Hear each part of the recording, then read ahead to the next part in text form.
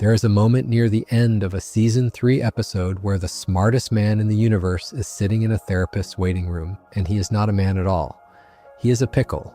He is still faintly smeared with rat blood and sewer grime because he turned himself into a pickle specifically to get out of this exact appointment, survived a small war in a drain to do it, and somehow still ended up in the chair. And the therapist, a calm woman named Dr. Wong, looks at him and does something almost no one around him ever manages. She takes him apart gently without raising her voice, and she is not impressed. Tonight we are going to do what she started. We are going to sit with Rick Sanchez the way a psychologist would sit with a case, slowly from the wound outward. So get comfortable, turn the lights down low, and if you haven't subscribed to Paper Town yet, it really helps us keep making these. Before we go anywhere near a diagnosis, I want to be careful about what we are actually doing here, because it matters, and because getting it wrong is the difference between a real reading of this character and a party trick. Rick Sanchez is not a person. He is a drawing with a voice, written by a room of people over more than a decade. And you cannot diagnose a drawing. A real diagnosis needs a real patient, sitting in a real room, giving you a real history over many hours, and even then, good clinicians are cautious about labels. So everything we say tonight lives under one honest hedge. We are not saying Rick has this disorder or that one. We are saying that the writing, deliberately and with a lot of care, has built a character whose behavior is consistent with certain patterns that clinicians recognize, and that the writers clearly know those patterns because at several points they hand the microphone to an actual therapist inside the story and let her name them out loud. That hedge is not me covering myself. That hedge is the correct psychology. The moment you say for certain what a fictional man has, you have stopped thinking clearly, and Rick, of all characters, punishes people who mistake their own confidence for the truth. So think of tonight as a case file assembled from evidence. The evidence is everything the series actually puts on screen. The events, the lines we can verify, the choices the writers made about what to reveal and when. And the interpretation is the reading a thoughtful clinician might offer if you sat them down in front of all of it and asked, honestly, what is going on with this man? There is a lot to work with, because Rick and Morty, underneath the portal guns and the talking cats and the aliens made of screaming, is one of the most sustained portraits of a self-destructive genius that television has produced. As of the latest season finale, which aired in the summer of 2025, there are 8 seasons of it, more than 80 episodes, and it has been renewed well beyond that. That is a long time to watch one man refuse to get better, and an even longer time to watch him, very slowly, almost against his will, start to. I want to start where any decent clinician would start, which is not with the symptoms, but with the wound, because the symptoms only make sense once you know what they are protecting. And with Rick, the wound has a name, and for a long time the story would not tell you what it was. It kept the thing behind a locked door, showed you a version of it early, and then told you that version was a lie, and only years later confirmed that the lie was, in its words, mostly true. The wound is a woman named Diane and a little girl, and a night in a garage. We will get there properly. But hold on to the shape of it for now, because everything else, the drinking, the cruelty, the grandiosity, the running, is built on top of that night like a city built over a fault line. You can live in the city for years and forget the fault is there. Rick built the whole thing on purpose so he would never have to look at it, and then spent the rest of his life being surprised that the ground keeps moving. The origin the writers finally settled on works like this, and I am going to give you only the parts it actually confirmed, because the timeline here is one people get wrong constantly. Our Rick, the one we follow, is Rick from a dimension labeled C-137. He is sometimes called the Rickest Rick, which is a joke and also a clue. He was a young inventor married to a woman named Diane with a young daughter named Beth, and in the version eventually confirmed as true, another Rick came to his garage. Not a stranger, not an alien, but a version of himself from another reality. A Rick who had already figured out how to travel between universes and who wanted our Rick to join him, to help build something. Our Rick said no. He was, at that point, a man who had chosen his small life over infinite ones, a scientist who wanted his wife and his kid more than he wanted the multiverse. And that other Rick, the one we come to know as Rick Prime, answered that no by killing Diane and killing that little version of Beth in that garage and leaving. Now I need to be precise because this is the fact you most have to get right about this character. The Beth who was killed was the young daughter in the original timeline. The Beth we know from the series, the adult veterinarian, Morty's mother, is alive. She is one of the central figures of the whole run. So when I talk about the murder, I am talking about a wife and a child lost in the deep past, the founding catastrophe, not the Beth you watch every week. And Rick Prime is not our Rick. Rick Prime is a different version of the same man, the one who did the killing. People blend the two together constantly, and the story is built so that you almost want to, because the horror of it is that the man who destroyed Rick's family was, in every meaningful sense, Rick himself, just a colder draft of him. If you have ever wondered why our Rick hates himself with such precision, such expertise, remember that the person who took everything from him has his face and his mind and his voice. He has spent his life hunting a man he cannot look at without seeing a mirror. The reveal was handled in a way that tells you something about Rick's psychology all by itself. The first time we get the story, it arrives inside a machine in a season 3 premiere.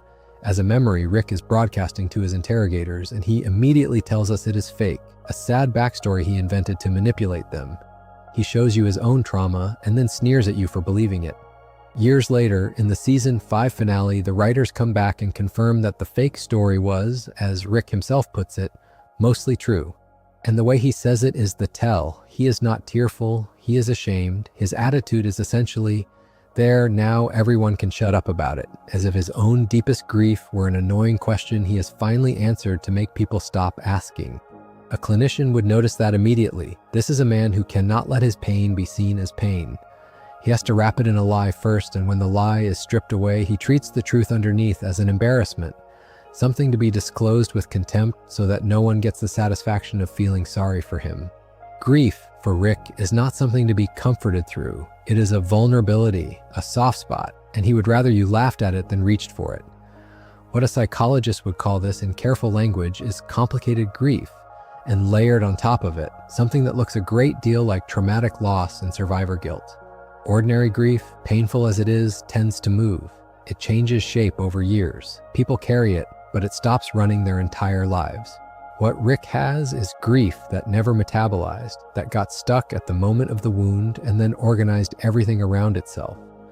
Because here's the detail that makes it so much worse than an ordinary loss. Rick was not just a bereaved husband, he was a man who had been offered a way out of his small life, refused it to protect his family, and then watched that refusal become the reason they died.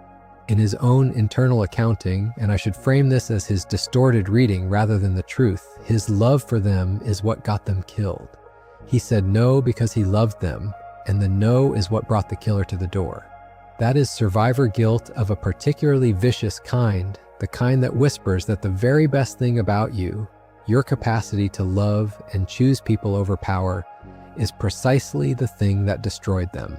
And what do you do with a belief like that if you are the smartest being you have ever met and you have infinite universes at your disposal? You do not sit with it, you do not grieve it, you build. This is where the psychology and the science fiction stop being separate things, because Rick's response to that garage was not to fall apart. It was to become the very thing he had refused to become. He took the offer he had turned down, the offer that cost him everything, and he made it himself. He built the portal technology. He tore open the walls between realities. And in doing that, he did something to his own mind that he has never recovered from, and I would argue was the point. He made his loss unbearable in a new way by making it infinite. Here's the thing about infinite realities, and the series understands it better than almost any piece of science fiction I can think of.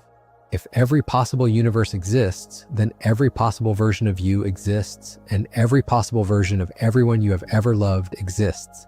And every possible version of every choice you have ever made is playing out somewhere, right now, forever. On the surface, that sounds like freedom. In practice, for a grieving man, it is a specific kind of hell. Because it means that somewhere there is a Rick who said yes and kept his family, and somewhere there is a Rick who was faster that night, and somewhere there is a version of you that got it right, and you are not him, you are the one it happened to. The multiverse does not soften a loss. It multiplies it by infinity and then hands you the arithmetic. And this is where Rick's nihilism comes from, and reading it correctly matters because it is easy to mistake it for a philosophy. It is not a philosophy. It is a wound wearing the costume of a philosophy. When Rick says nothing matters, when he tells people that in an infinite multiverse, no single life or choice or death carries any weight, he is not delivering the conclusion of a calm intellectual journey. He is describing the emotional truth of a man who has seen too many copies of everything to believe any single copy is precious.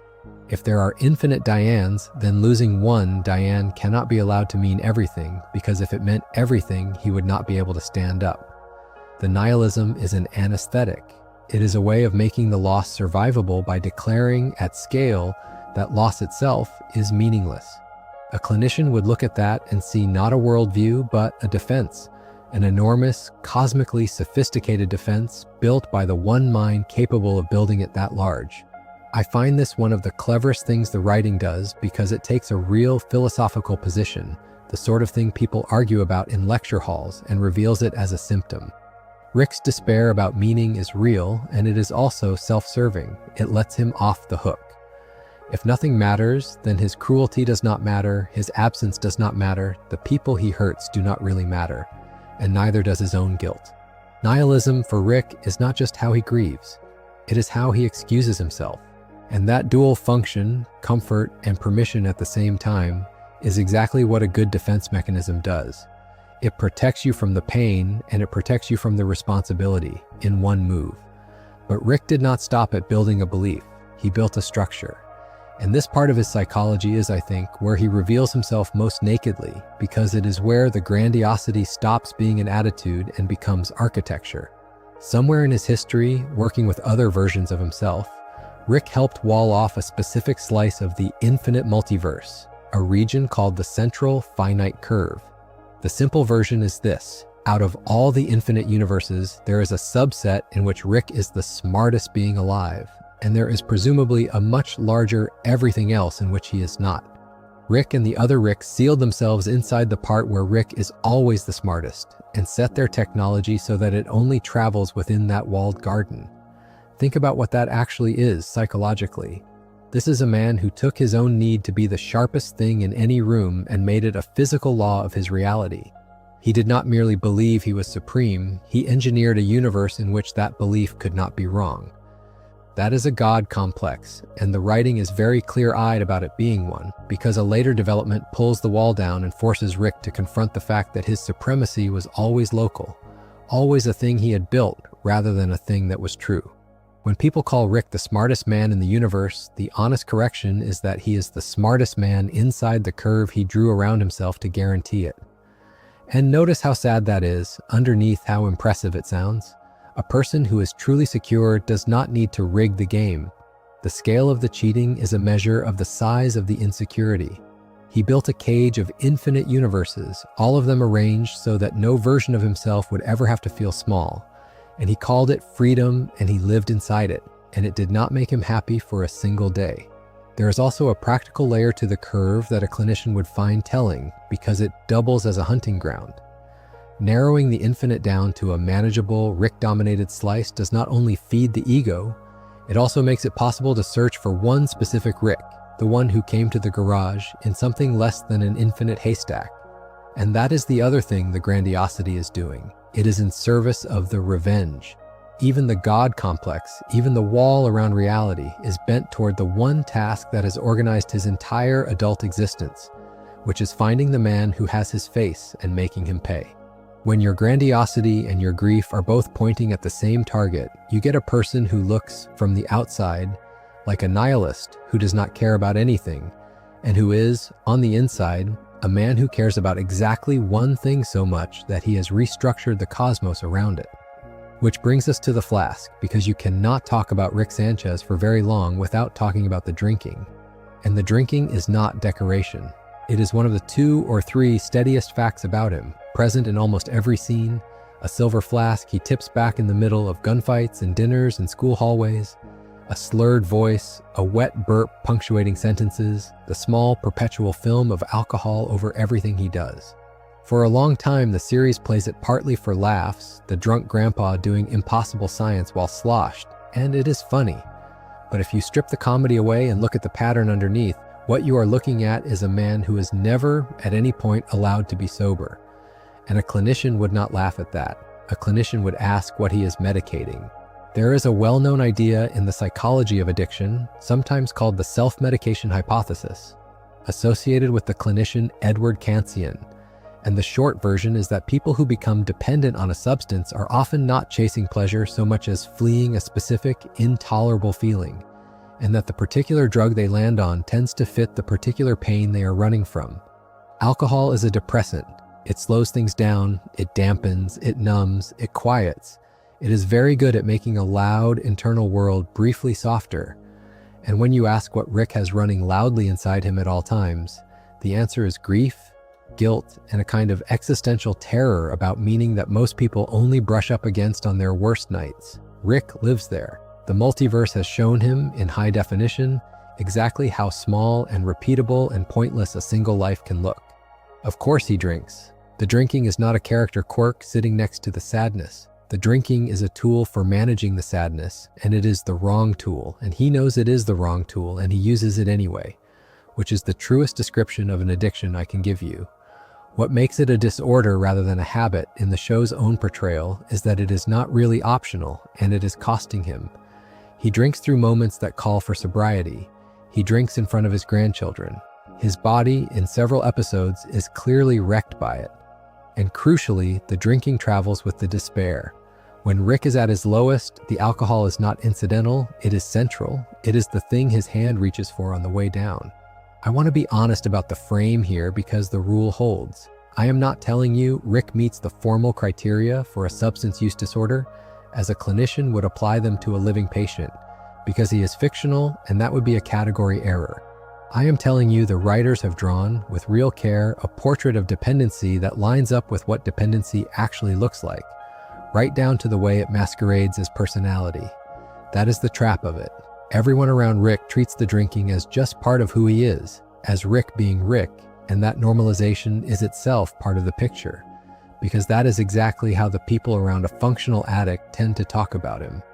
And there is a deeper cruelty in it that the writing gets right, which is that the drinking is inseparable from the genius, at least in Rick's own mind.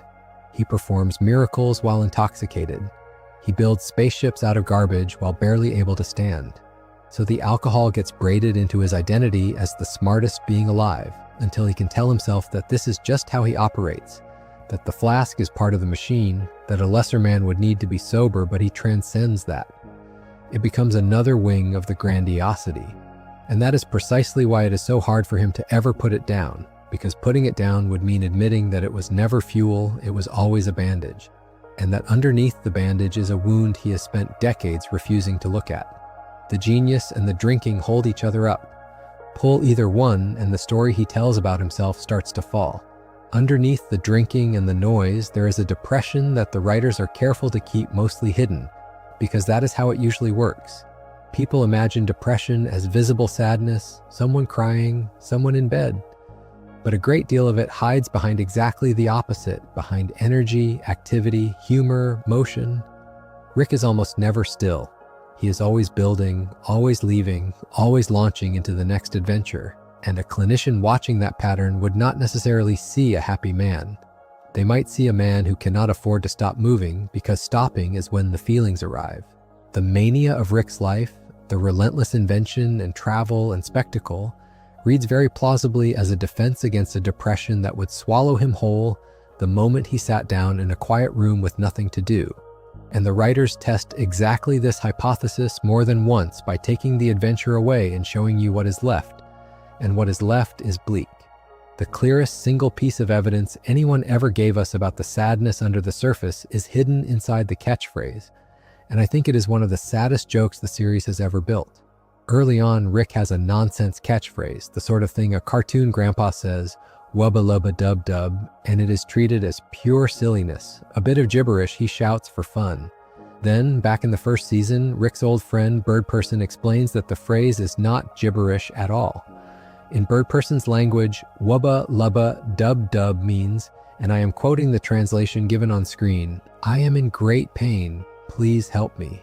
The goofiest thing Rick says, the thing designed to sound like empty comedy, is a cry for help hidden in plain sight. And he has been shouting it, grinning, for as long as we have known him, and nobody heard it because he wrapped it in a joke. I have to tread carefully here because the writers later soften this. In much later material, there is a line that walks the reveal back somewhat, suggesting it was more the way Birdperson meant it than a deliberate confession from Rick. So I'm not going to tell you that Rick consciously designed his catchphrase as a message that he is suffering.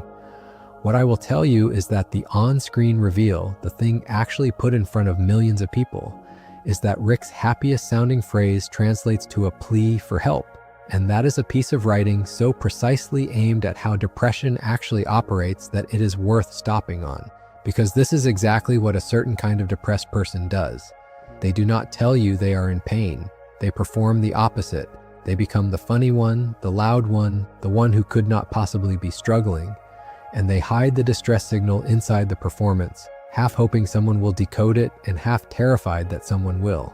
Clinicians sometimes talk about masking and about help-rejecting complaining, the pattern where a person signals their pain and simultaneously refuses every hand that reaches toward it. Rick is a portrait of that. He shouts, "I am in great pain, please help me," in a language he knows almost no one around him speaks, and then acts insulted if anyone treats him as someone who could be helped. And this is the part that gets me about the whole design of the character.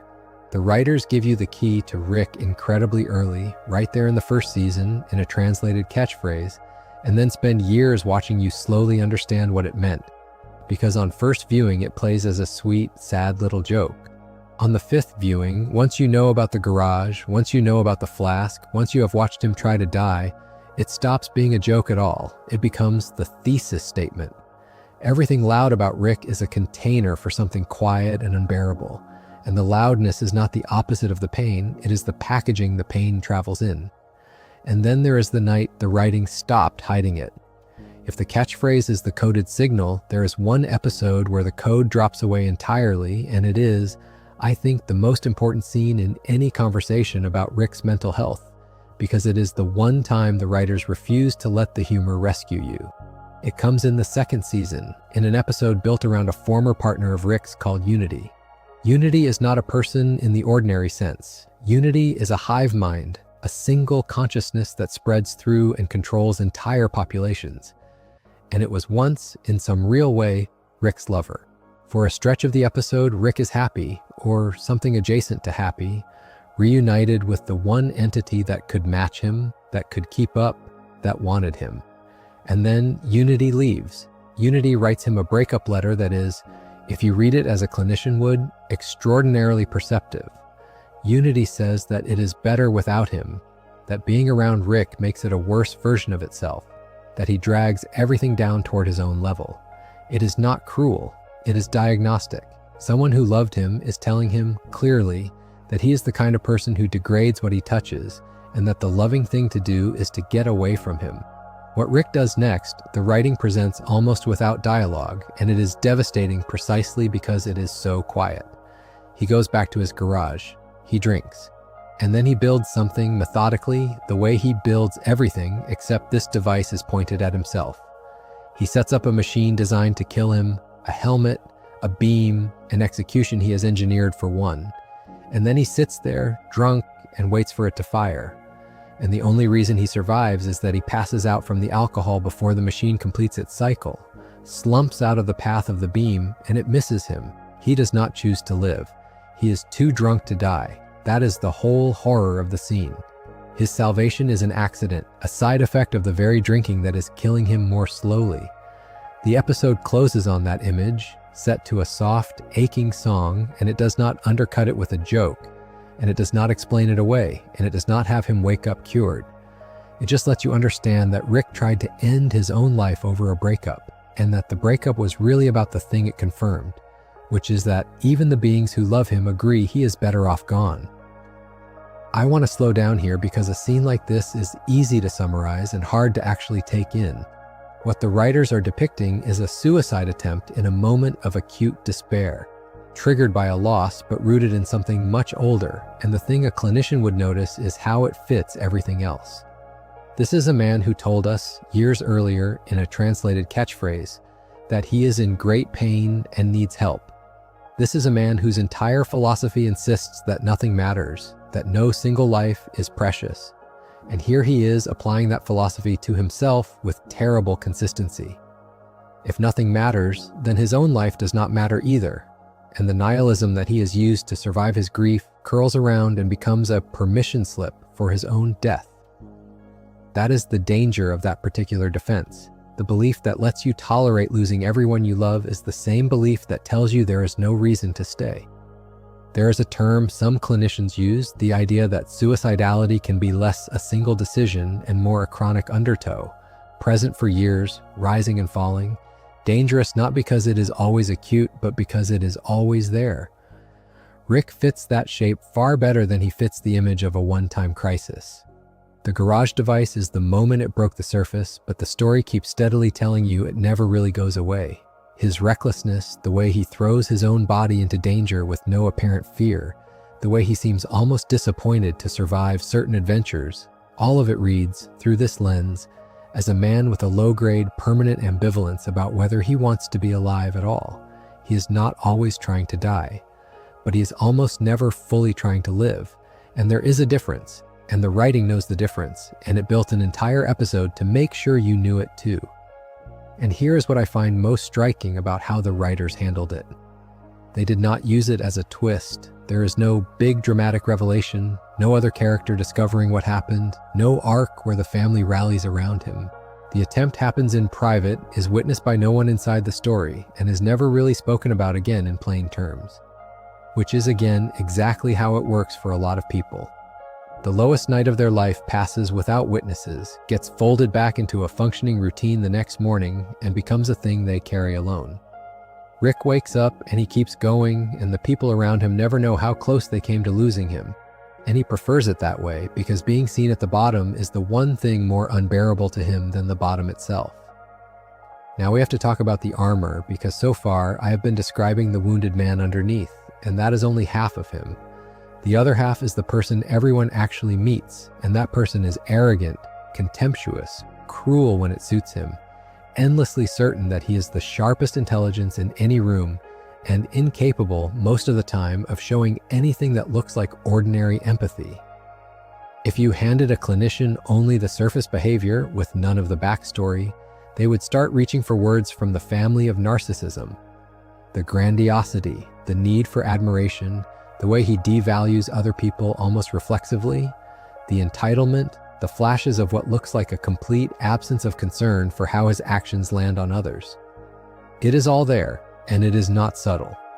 But the interesting thing, the thing the writers go out of their way to demonstrate, is that this is not the whole story of the narcissism, because there are really two flavors of it, and Rick has both.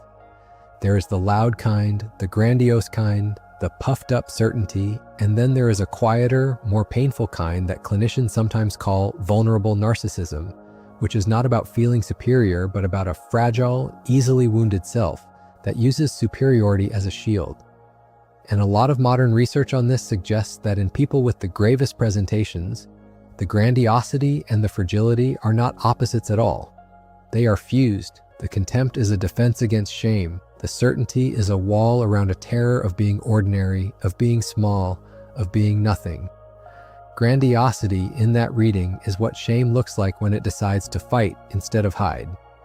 And the reason I can say the writers understand this, rather than just guessing that they do, is that there is an entire episode built around literally splitting the two apart and watching what happens.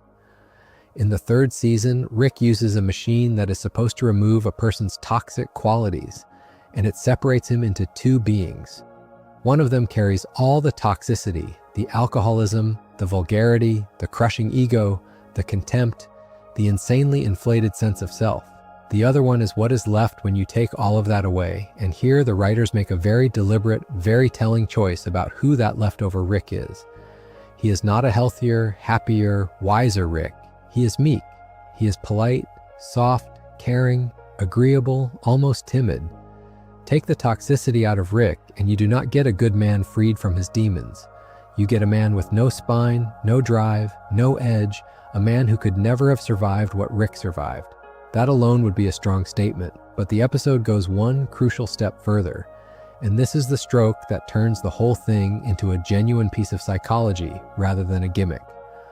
Both versions, the toxic one and the clean one, have lost the same thing. Neither of them can form emotional attachments. The toxicity did not just carry the ego and the cruelty. It was tangled up inextricably with his capacity to love, to connect, to care about Morty. In fact, it is made explicit that the real, whole Rick considers his compassion for Morty to be a weakness, something he keeps filed under his toxic traits rather than his healthy ones. Think about what that means. In Rick's own internal filing system, love is toxic, caring is a flaw.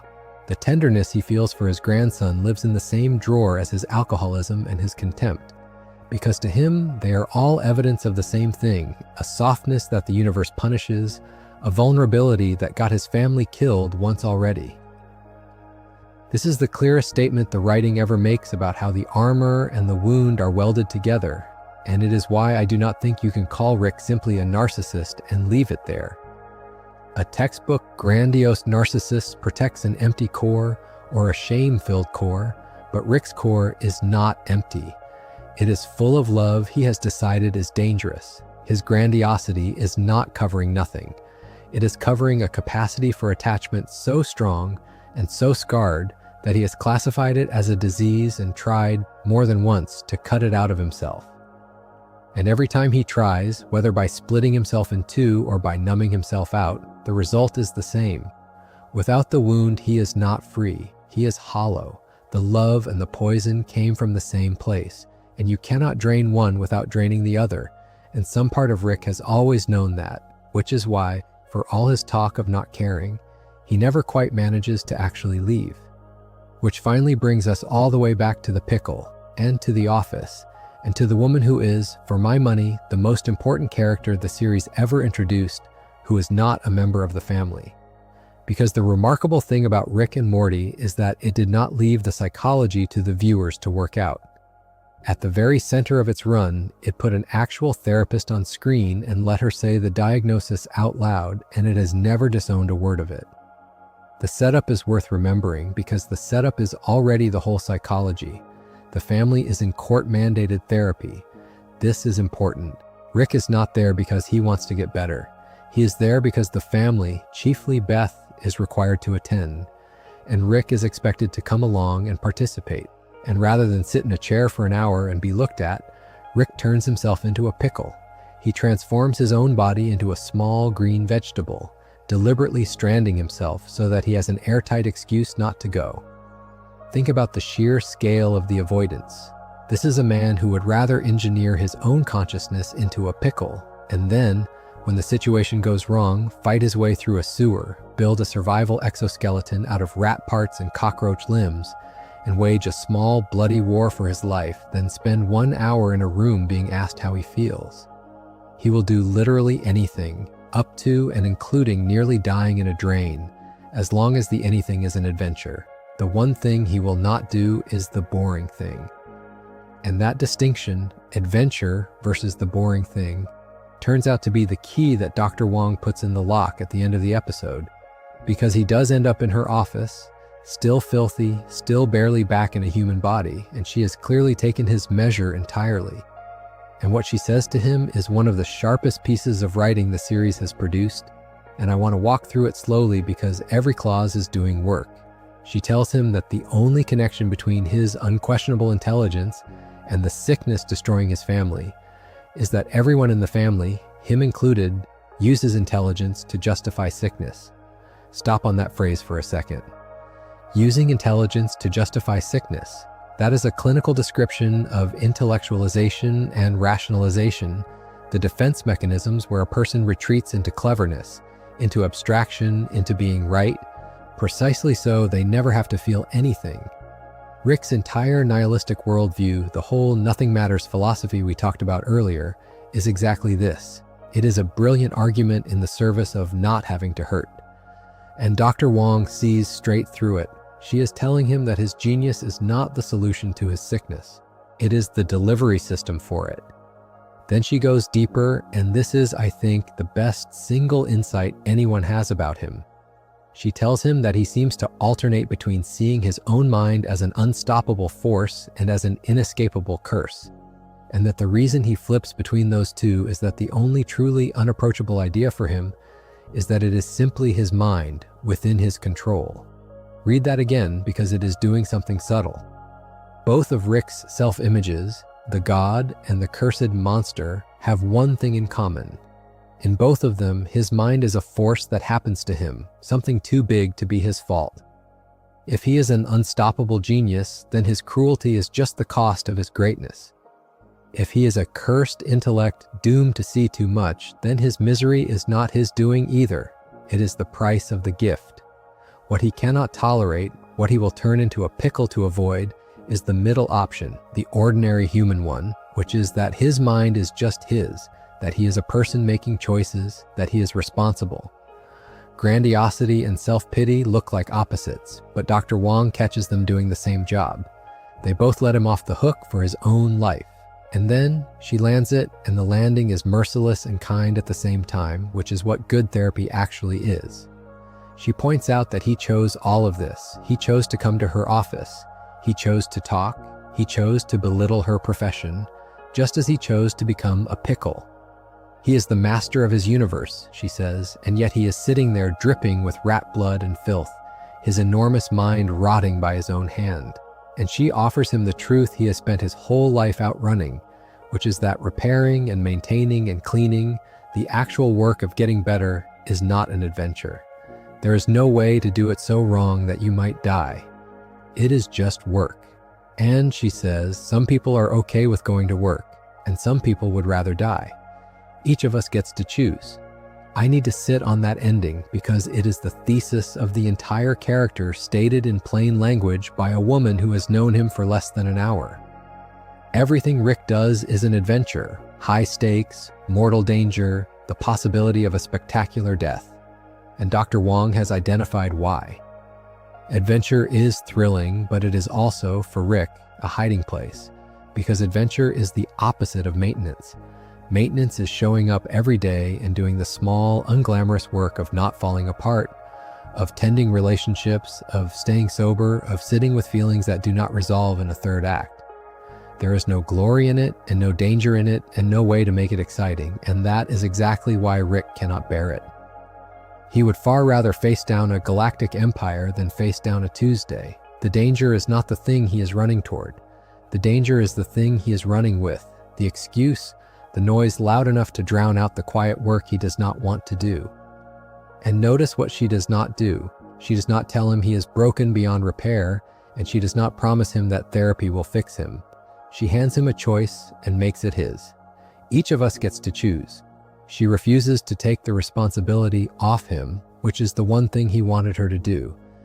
And there is more respect in that than in anything else anyone offers him, because it treats him as a person with agency rather than a genius who is above ordinary life or a victim beneath it.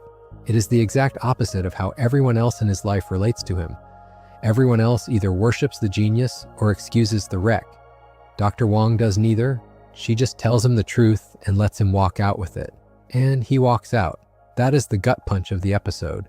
He listens to what may be the sharpest, truest thing anyone has ever said about him. And Beth suggests tentatively that maybe they could book another session, get some dinner, and for a flicker, it looks like something might have landed.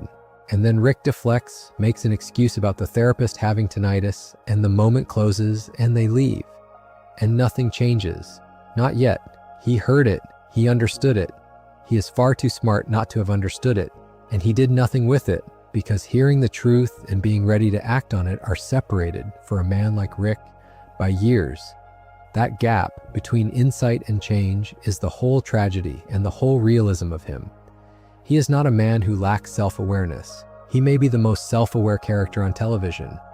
He is a man for whom self-awareness has become just one more thing that changes nothing, one more adventure of the mind that lets him avoid the boring work of actually living differently. So let us talk about how Rick loves, because a psychologist would spend a great deal of time here, and the pattern is one of the saddest, most consistent things in the whole run. The framework worth having in mind is attachment, the idea from developmental psychology that the way we bond as adults is shaped by our earliest experiences of whether closeness was safe. People with what gets called secure attachment can be close to others without feeling constantly endangered by it. People with insecure patterns tend toward one of a few strategies. Some cling anxiously, some avoid closeness altogether, and some do the hardest thing of all, which is to swing between the two, craving connection desperately and then treating it as a threat the moment they get it, sabotaging the very thing they most want. That last pattern, sometimes called disorganized or fearful attachment, is Rick almost to the letter. He wants people. He cannot tolerate wanting them. The cleanest single exhibit for this is the relationship with Morty, and specifically a detail dropped early that recolors everything that comes after it. One first season episode establishes that all the versions of Rick across the multiverse give off a distinctive kind of brainwave, a signature of their particular genius, and that their enemies can track them by it. And we learn that a Morty's brainwaves are, in a sense, the complementary opposite, and that a Morty standing close to a Rick cancels the signal out, hides it, camouflages the Rick from anyone hunting him. And then comes the gut punch, which is that this is, at least in part, why Rick keeps Morty around. His grandson is a cloaking device. The adventures, the together time, the whole grandfather and boy relationship the show is named after is founded on some level on Rick using a child as camouflage. Morty finds this out, and he is devastated by it because who would not be? Now, a lazy reading stops there and says, look, Rick does not really love Morty, it was all a tool. But I think that reading misses the actual psychology, which is far more interesting and far more true to life. It is not that Rick does not love Morty, it is that Rick cannot let himself experience the love as the reason. He needs the utilitarian excuse. He needs to be able to tell himself, and Morty, and everyone, that the boy is useful, that the closeness serves a function, that there is a cold strategic reason for it, because the alternative, admitting that he keeps Morty close because he loves him and is desperately lonely, is intolerable. This is instrumentalizing attachment, dressing love up as usefulness so that it feels safe, and it is a very recognizable defensive style.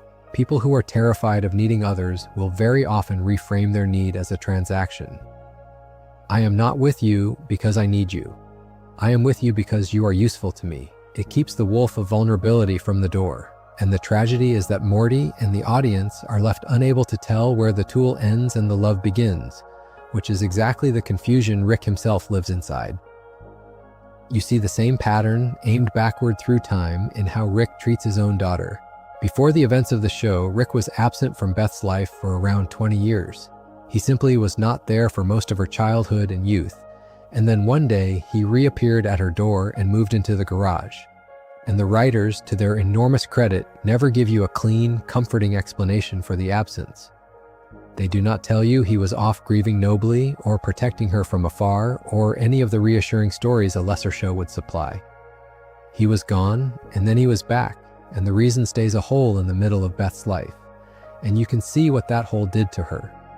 Beth is a woman organized almost entirely around the terror of being abandoned again, and around a desperate, aching need for her father's approval.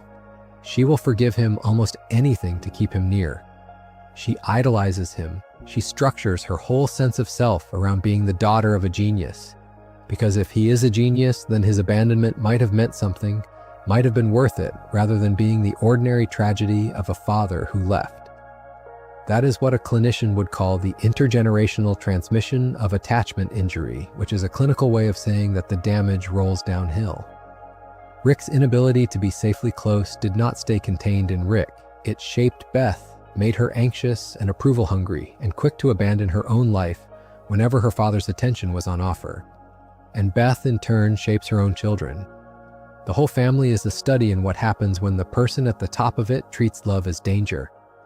Everyone below reorganizes around the wound, and Rick on some level knows this too, which is part of why he hates himself, because he can see the shape of the damage radiating out from him, and he does not know how to stop being its source.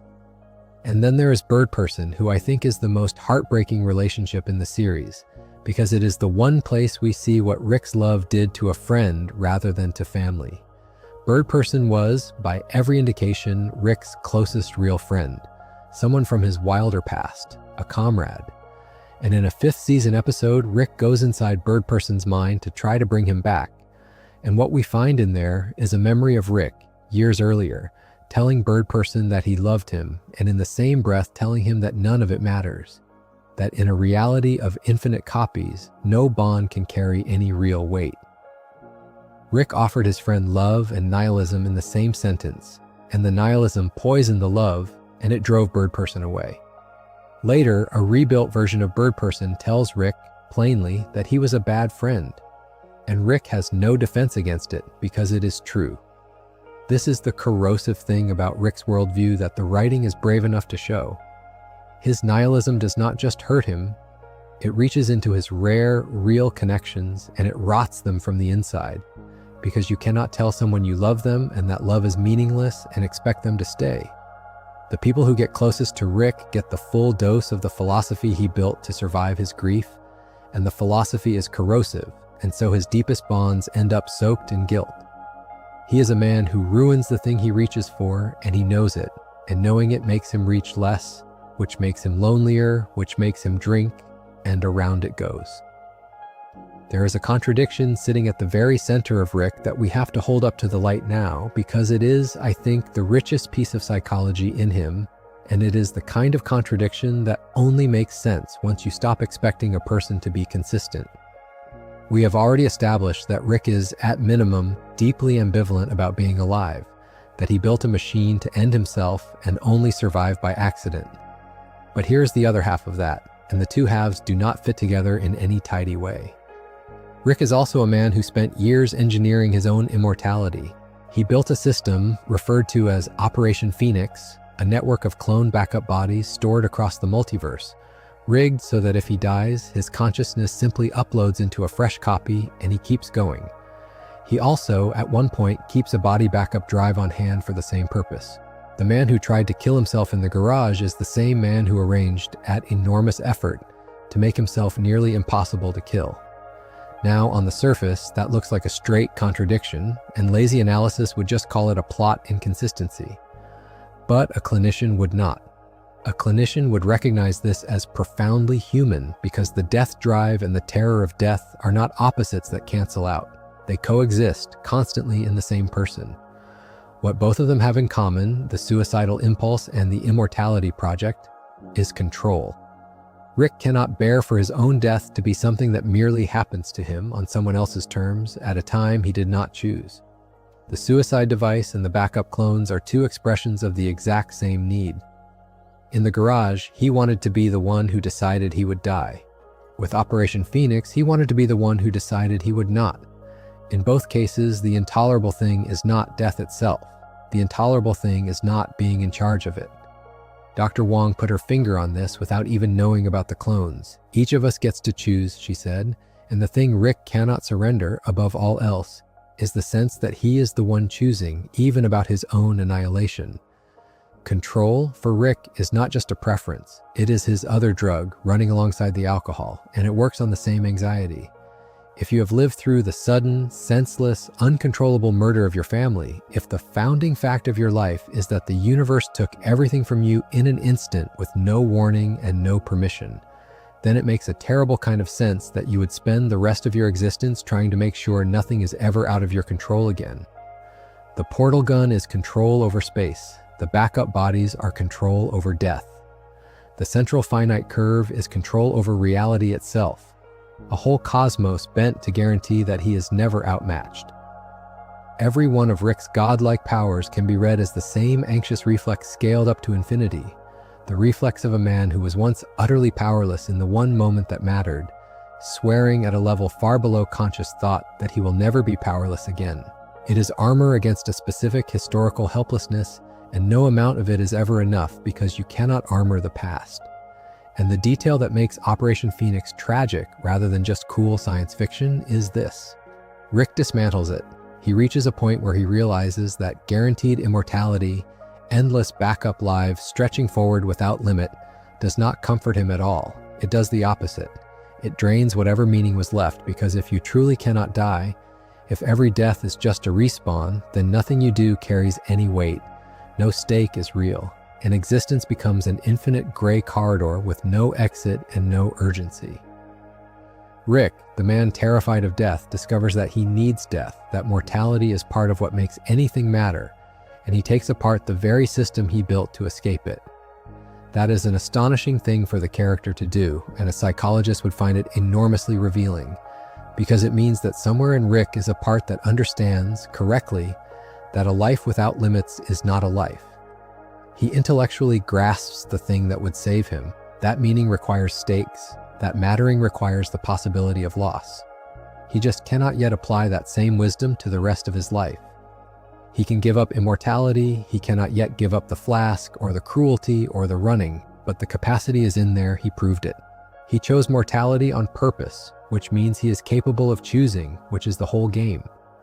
That same theme, the fear of choosing and the flight from responsibility, produces what might be the strangest single thing Rick ever does to a person he loves, and he does it to Beth. At the end of the 4th season, Beth reaches a point where she is considering leaving her ordinary life behind to go off and explore the galaxy, to become an adventurer, to stop being just a suburban veterinarian and a mother. And Rick, faced with his daughter possibly leaving, offers her a choice that is really a way of refusing to let anyone choose anything. He offers to make a clone of her so that one Beth can go to space and one Beth can stay home, and both lives can be lived at once. But then he does the thing that turns it from a science fiction premise into a psychological confession. After it is done, he deliberately erases his own knowledge of which Beth is the original and which is the clone. He scrambles it on purpose so that even he, the man who made them, cannot tell which one is the real daughter and which is the copy. And he presents this as a gift, as an act of respect, as him refusing to impose a hierarchy on his own child, refusing to say that one path is more real or more valid than the other. And there is something almost beautiful in that framing, but look at what it actually accomplishes for Rick. Underneath the noble packaging, it means he never has to grieve.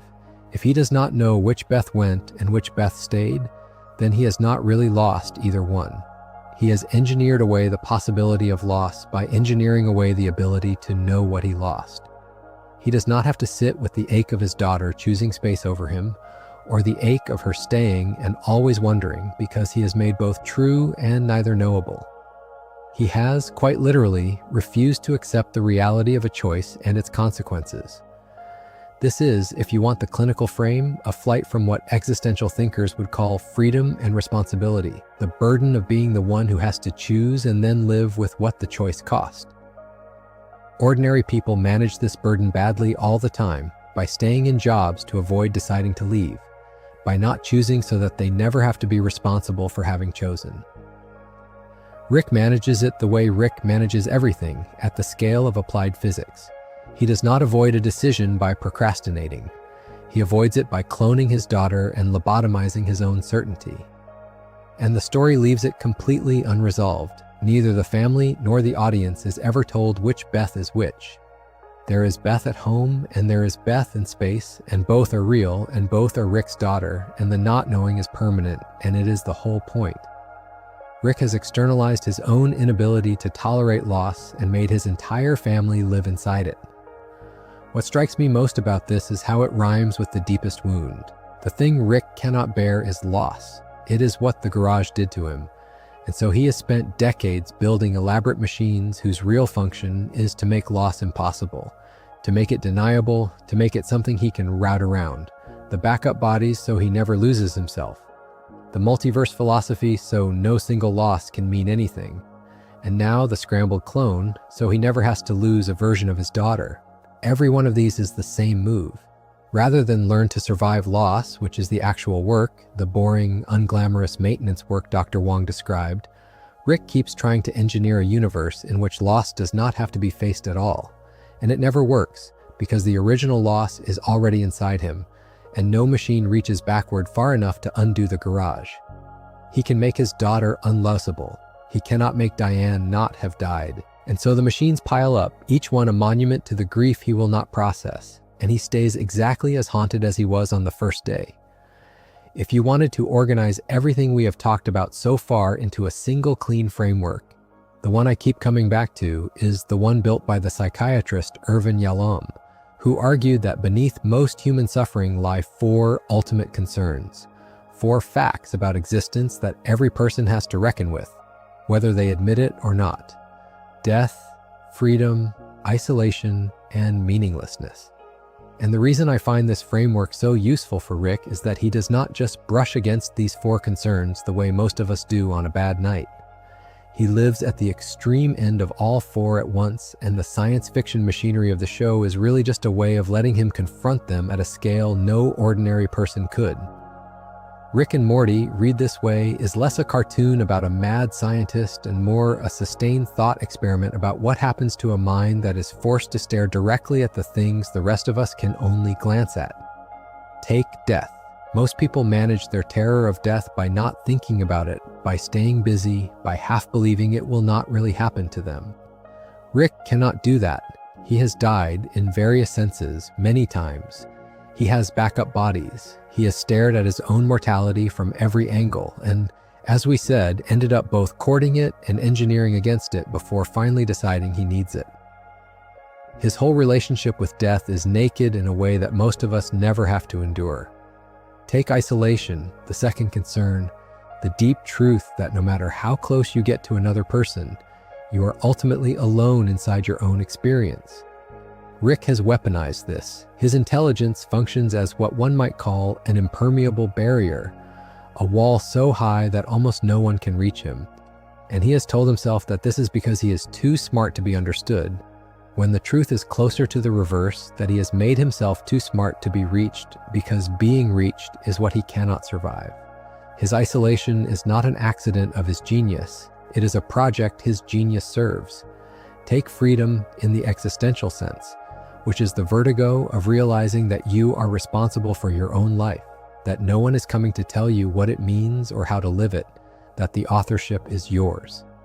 We have watched Rick flee this again and again, scrambling the clone, blaming the multiverse, insisting his mind is a force beyond his control. And take the fourth, meaninglessness, the suspicion that the universe has no built-in purpose, that we are small and temporary and the cosmos is indifferent. For most people, this arrives as an occasional cold draft. For Rick, it is the constant temperature of the room because he has literally seen the infinite indifference of the multiverse with his own eyes.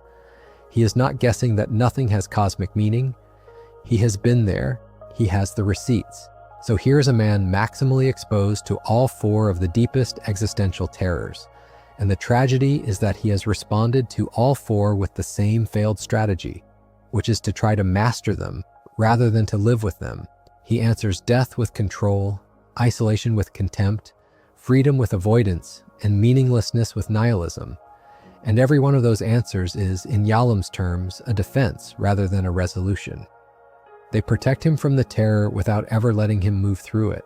And that is the difference between where Rick is and where the writing keeps hinting he could go. And to name it, I have to bring in one more thinker, because he is the counterweight to Rick's entire worldview. The psychiatrist Viktor Frankl, who survived the concentration camps and wrote about it, argued something that cuts directly against Rick's nihilism.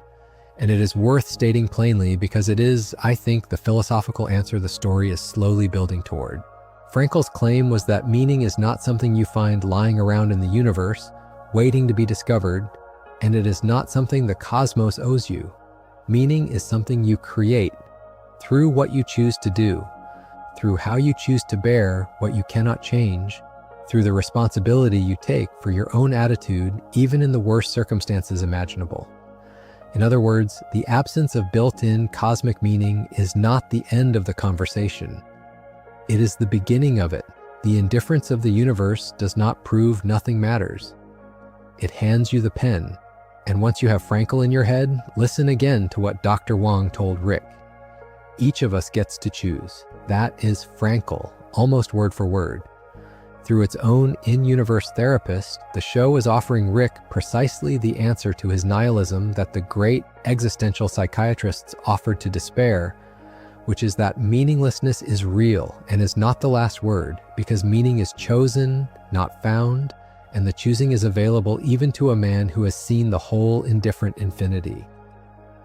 Rick's tragedy is not that he is wrong about the universe. He is right about the universe. There is no built-in meaning. Where he is wrong is in the conclusion he draws that because meaning is not given, it cannot be made. He has mistaken an invitation for a verdict. And the entire slow arc of the character, everything the later seasons are quietly working toward, is the possibility that he might, one day, finally understand the difference. And now we have to talk about what happened when Rick finally got the one thing his entire adult life was organized around, because the writers did something with it that is, from a psychological standpoint, almost unbearably honest. For seasons, the hunt for Rick Prime, the version of himself who murdered Diane, was the engine humming under everything. It was the secret purpose behind the drinking, the wall around reality, the whole apparatus of his life. It was, in the language of trauma, a fixation. The way a mind that cannot process a loss will sometimes organize itself entirely around a single unfinished task, because the task at least gives the pain a shape and a direction. As long as Rick Prime was out there, Rick had a reason to get up.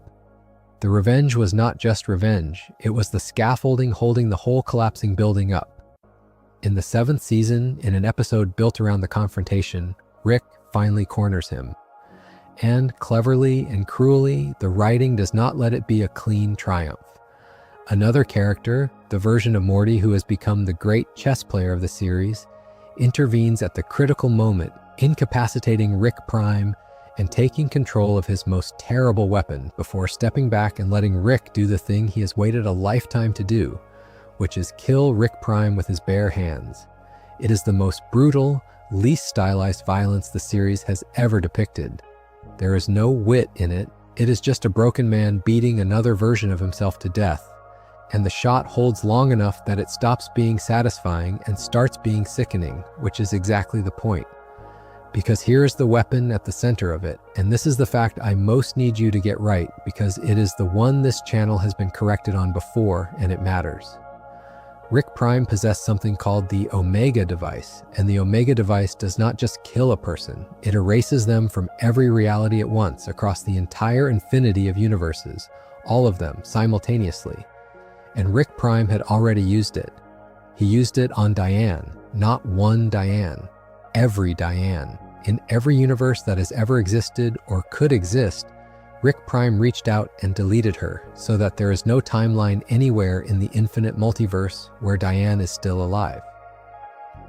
I want to be completely clear about this because it is easy to get wrong, and the getting wrong ruins the whole tragedy. Rick cannot portal to a world where his wife survived. There is no such world. The one thing his godlike powers were built to do, travel to any reality he can imagine, has been surgically foreclosed on the single reality he would trade all of it for. Rick Prime did not only murder Diane, he murdered the very possibility of her, everywhere, forever. And he did it specifically to twist the knife, to make sure that the smartest man in the infinite multiverse could never science his way back to her. That is the cruelty our Rick was hunting. That is what he finally caught. And so we arrive at the thing a psychologist would have predicted, and it is delivered without a shred of mercy. Rick kills the man who took everything from him, and he feels nothing. Or rather, he feels the wrong thing.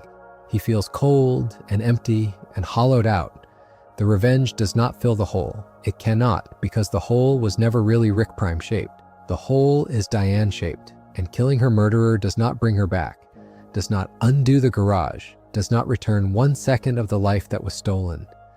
This is one of the oldest and most reliable findings about vengeance, the anti-climax of it, the way people who finally get the retribution they craved so often report feeling worse rather than better, because the fantasy of revenge was secretly a fantasy of repair, and revenge repairs nothing. Rick had been telling himself for decades that if he could just find the man and end him, something would resolve. And the moment it is done, he discovers that nothing resolves, and worse, that the one thing giving his days a shape is now gone. The scaffolding comes down, and the building is still a ruin, only now there's nothing holding it up. The story is so aware of this danger that it puts the warning in another character's mouth in advance. The strategist Morty, who orchestrated the confrontation, understands Rick completely, better than Rick understands himself, and there is a clear sense that he expects that once the revenge is complete, once the organizing purpose is gone, Rick will very likely turn the destruction inward, that a man who lived for one task and then finishes it, and who already tried to die once when a relationship ended, is at profound risk when the task that kept him alive is suddenly over. This is real clinical wisdom smuggled into a science fiction show. The most dangerous moment for certain deeply depressed people is not the depths of the crisis. It is the moment the thing they were holding on to lets go, the goal completed, the purpose spent, when the exhausting forward pull that was keeping them upright abruptly vanishes and there is nothing left to lean into. Rick spent his life hunting a ghost. The terror of the 7th season is the question of what a man like that does with himself once the ghost is finally dead, and there is nothing left to chase but the silence he built the chase to avoid. It would be easy, given everything I have laid out, to leave you with a portrait of pure selfishness, a man who uses people and cares for no one. But that would be a false reading, and the writing is careful to make sure you cannot land on it, because scattered through the series are moments where Rick does the opposite of what a simple narcissist would ever do. He sacrifices himself, without fanfare, without credit, sometimes without even telling anyone. And those moments are, to a clinician, some of the richest material of all, because of what they say about how Rick actually values himself, underneath the enormous ego. The clearest example comes at the end of the 2nd season. The family is on the run, unable to go home, hunted, and it is Rick's fault, the consequence of his war with a galactic government that has branded him a terrorist. And Rick, without any grand speech, slips away and turns himself in. He surrenders to the authorities, trades his own freedom for his family's, so that they can go back to their ordinary lives without him. And the way he does it is the tell. He does not frame it as a noble sacrifice. He does not gather them for a tearful goodbye.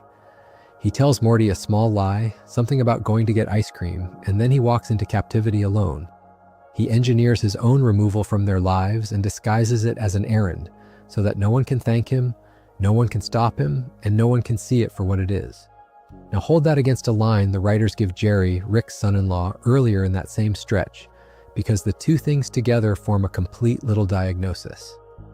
Jerry, who resents Rick and is not entirely wrong to, points out the fundamental imbalance of the family, that everyone in it would sacrifice themselves for Rick, would do anything for him, but that Rick would never reciprocate, would never give anything up for any of them. It plays as a bitter, true-sounding accusation. And then, in the same run of episodes, Rick does exactly the thing Jerry swore he would never do. He reciprocates. He gives up everything for them, and he does it in secret, precisely so that the accusation can stand, so that no one will ever know he disproved it. Think about what that requires, emotionally. Rick would rather be seen as the selfish one, would rather let Jerry's contempt go unchallenged than be caught caring. He protects his family and his own reputation for not caring at the same time. And the second protection is almost as important to him as the first. What is a clinician to make of a man who saves the people he loves but cannot let them know he did it? The reading that fits everything else is that Rick's self-sacrifice is not only love, it is also self-erasure, and the two are tangled. Somewhere underneath the God complex, Rick holds a deep, stable belief that the people he loves are better off without him, that he is a poison, a source of danger, a corrupting presence, and that the truest kind thing he can do for them is to remove himself. Remember what Unity told him, that being around him made it a worse version of itself. Rick believes that about himself, completely. So when he sacrifices himself for the family, he is doing something loving and something self-punishing in the exact same motion. He is protecting them, and he is also acting on the conviction that his absence is a gift, that the world improves when there is less of him in it. That is not the psychology of a narcissist who thinks he is wonderful. That is the psychology of a man carrying a bone-deep sense of his own worthlessness, hidden underneath a personality specifically engineered to look like its opposite.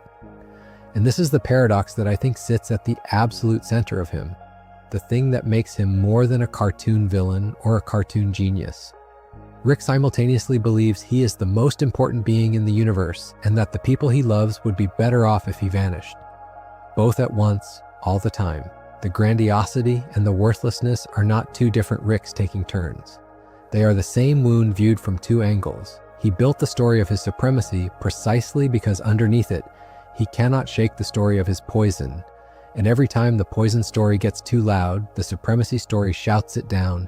And every time the supremacy story starts to feel hollow, the poison story creeps back in. He is exhausting to be, is the truth of it. Living inside a mind that oscillates that violently between God and monster, with no stable ground in between where an ordinary person could just be a person, would wear anyone down to the point where a flask starts to look like mercy. There is a question that comes up whenever people try to psychoanalyze Rick, and it deserves a careful answer rather than a lazy one because the lazy answer is everywhere and it is wrong. People like to reach for the word psychopath. He is so callous, they say, so willing to hurt, so indifferent to the suffering he causes. Surely he is a psychopath. Surely he simply lacks the machinery for empathy. And I understand the impulse because the surface evidence for it is enormous. Rick has done monstrous things. He has treated countless beings as disposable, wiped out populations, abandoned people to horrible fates, and cracked jokes over the bodies. If you were building a case for antisocial and psychopathic traits from the highlight reel, you would have plenty of footage. But a real clinician would slow down here because the technical picture of psychopathy is not just cruelty. It is a specific profile that includes, crucially, a genuine deficit in the capacity for empathy and remorse. A person who does not feel the pain of others and does not feel guilt about causing it. Not because they are suppressing those feelings, but because the feelings are largely absent. And that is not Rick. That is precisely not Rick. Rick's problem is the opposite problem. He feels far too much, and he cannot stand it, and he has built an entire personality to muffle a sensitivity that would otherwise overwhelm him. A true psychopath would not need the flask because a true psychopath would not be in that much pain. A true psychopath would not build a suicide machine over a breakup because a true psychopath would not be shattered by a breakup. A true psychopath would not go inside a dying friend's mind racked with guilt, would not sacrifice himself in secret for a family he pretends not to love, would not weep, as Rick occasionally does, in the rare moments when the armor slips. So the cruelty is real, but its source is not an empty core. Its source is a defended one. Rick's callousness is not the absence of feeling. It is a wall he has built against an excess of feeling, and the difference matters enormously, both for understanding him and for any hope of him changing. Someone with no capacity for empathy cannot really be reached because there is nothing on the other side of the cruelty to appeal to. But someone whose cruelty is a defense against overwhelming empathy is, in principle, reachable, because the thing you would be trying to reach is still in there, buried, armored, but alive. This is why the writing can plausibly hint at growth for Rick without it feeling like a cheat. If he really were the psychopath the surface suggests, his slow softening across the later seasons would be nonsense, an unearned change in something unchangeable. But because his hardness was always a defense rather than a void, the softening is not the addition of something new. It is the gradual lowering of a shield that was covering something that had been there the whole time. There is a related trait worth naming because it explains a lot of his behavior toward the people closest to him, and clinicians sometimes call it anticipatory abandonment, or you could just call it leaving first. Rick, terrified of loss, has a habit of destroying or devaluing his relationships before they can be taken from him. He pushes people away, insults them, drives them off, sabotages the closeness, right at the moment it starts to feel real, and the logic of it, underneath, is protective. If he is the one who ends it, if he is the one who leaves, if he's the one who treats the bond as worthless first, then he never has to be the one left standing in the wreckage the way he stood in that garage. He would rather manufacture a small controlled loss on his own terms than risk a large uncontrolled one on the universe's. It is the same control reflex we saw with death, applied now to love. He kills his relationships gently, preemptively, so that the universe cannot kill them for him, and then he is baffled and wounded by the loneliness he has personally engineered, because the part of him doing the sabotaging and the part of him wanting the connection do not talk to each other. They just take turns running the man.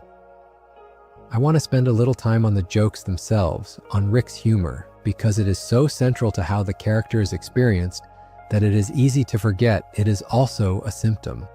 Rick is funny. He is quick, savage, verbally dazzling, and a great deal of the pleasure of watching him is watching him tear something apart with a single line. But if you look at when he is funny, at the timing of it rather than the content, a pattern emerges that a clinician would recognize instantly because humor is a common and remarkably sophisticated defense mechanism, and Rick deploys it with the precision of a surgeon and the reflexes of a man dodging a punch. Watch when Rick makes a joke, and you will notice that it very often arrives at the exact moment a real feeling is about to surface.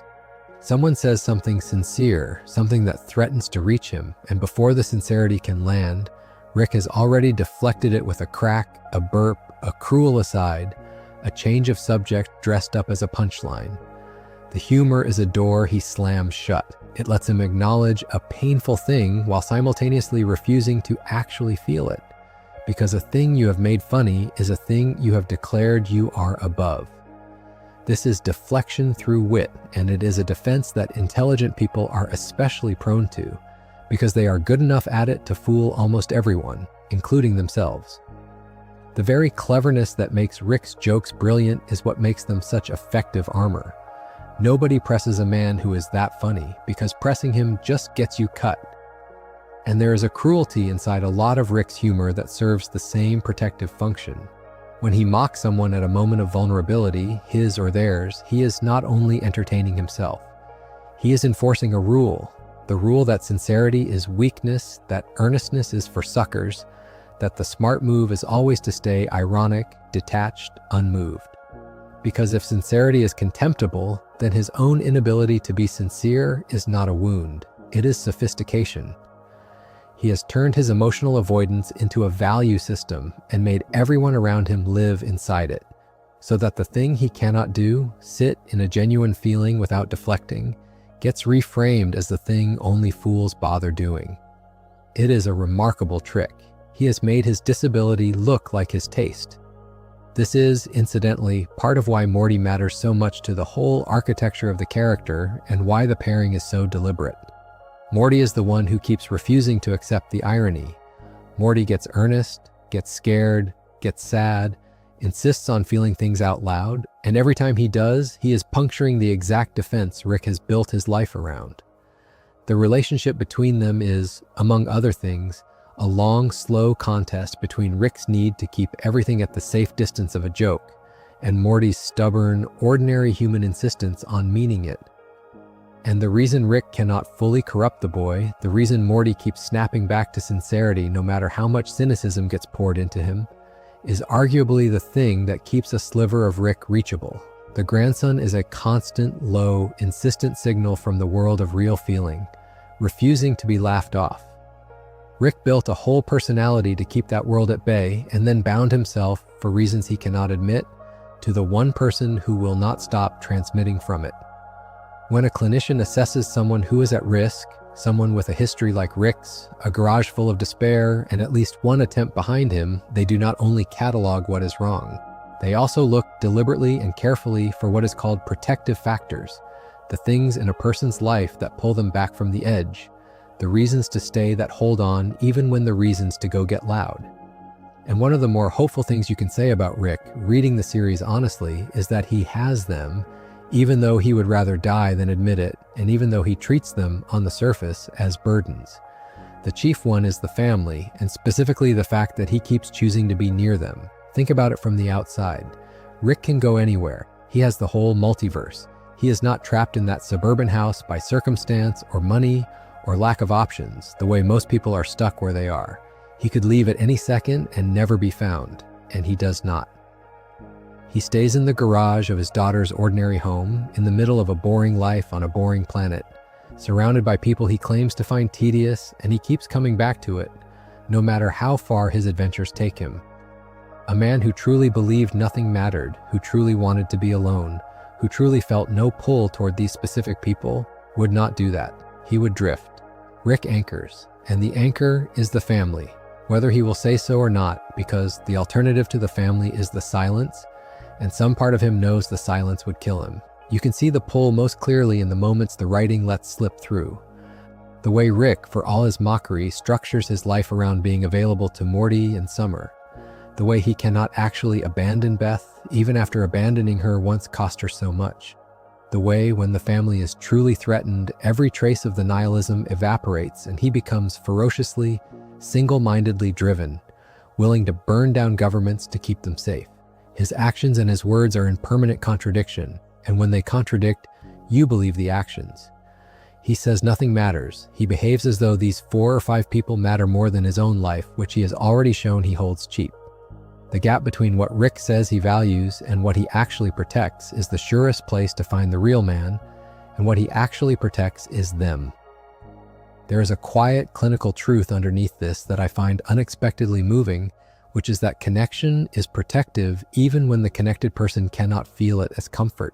Rick does not experience his family as a warm, safe harbor.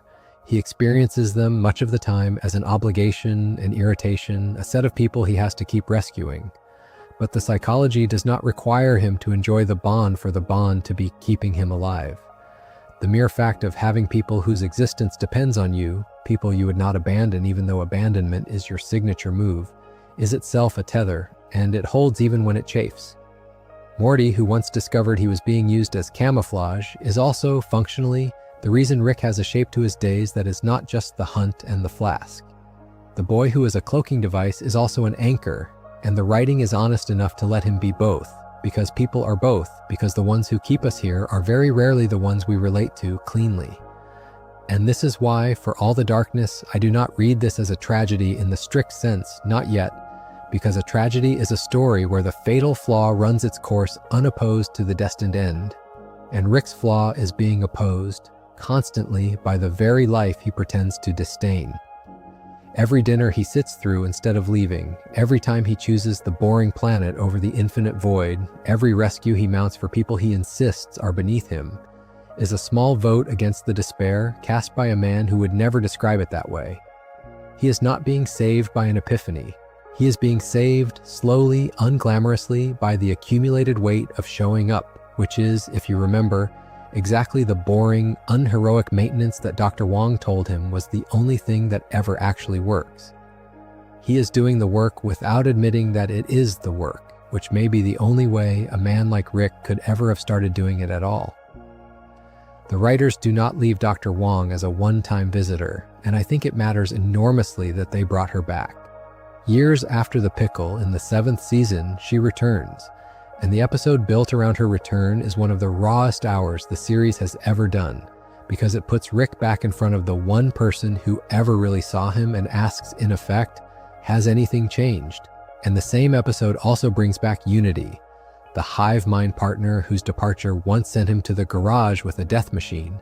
So the whole thing is saturated with the 2 great, unresolved threads of his emotional life, the therapy he ran from and the love he could not keep. I have to be honest about my sourcing here because the exact wording of what Dr. Wong says in that later episode is not something I can quote to you with confidence, and I would rather paraphrase carefully than put invented words in a therapist's mouth. But the thrust of her assessment, the thing that reviewers and viewers took from it, is that Rick is changing, slowly, very slowly, but that the change is real and that his problem at this later stage is not that he has failed to grow, but that he does not know how to show that he has grown, that he has developed some capacity to be different on the inside without any idea how to let it become visible on the outside. And I want to stop on that because it is a strikingly sophisticated thing for a show to say about recovery, and it is true to how recovery actually feels for a lot of people. Because we tend to imagine change as something dramatic and legible, a before and an after, a moment where the person announces they are different and everyone can see it. But that is not usually how it works, especially for someone whose entire personality was built as armor. For a man like Rick, growth does not arrive as a grand transformation. It arrives as a slightly longer pause before the cruel joke, a rescue that is a little less grudging, a moment of sitting with a feeling for 2 seconds longer than he used to before deflecting. These changes are almost invisible from the outside, and they are agonizing and enormous from the inside. And the tragedy Dr. Wong identifies is that Rick has spent so long making himself unreadable, has so thoroughly trained everyone to expect nothing from him, that when he finally does start to become someone slightly better, he has no vocabulary for it, no way to make it land, no practice at being seen as anything other than the monster or the god. He got so good at hiding the pain that he cannot now display the healing. This part of the arc is, I think, the quietly hopeful turn of the whole series, because it reframes what we have been watching.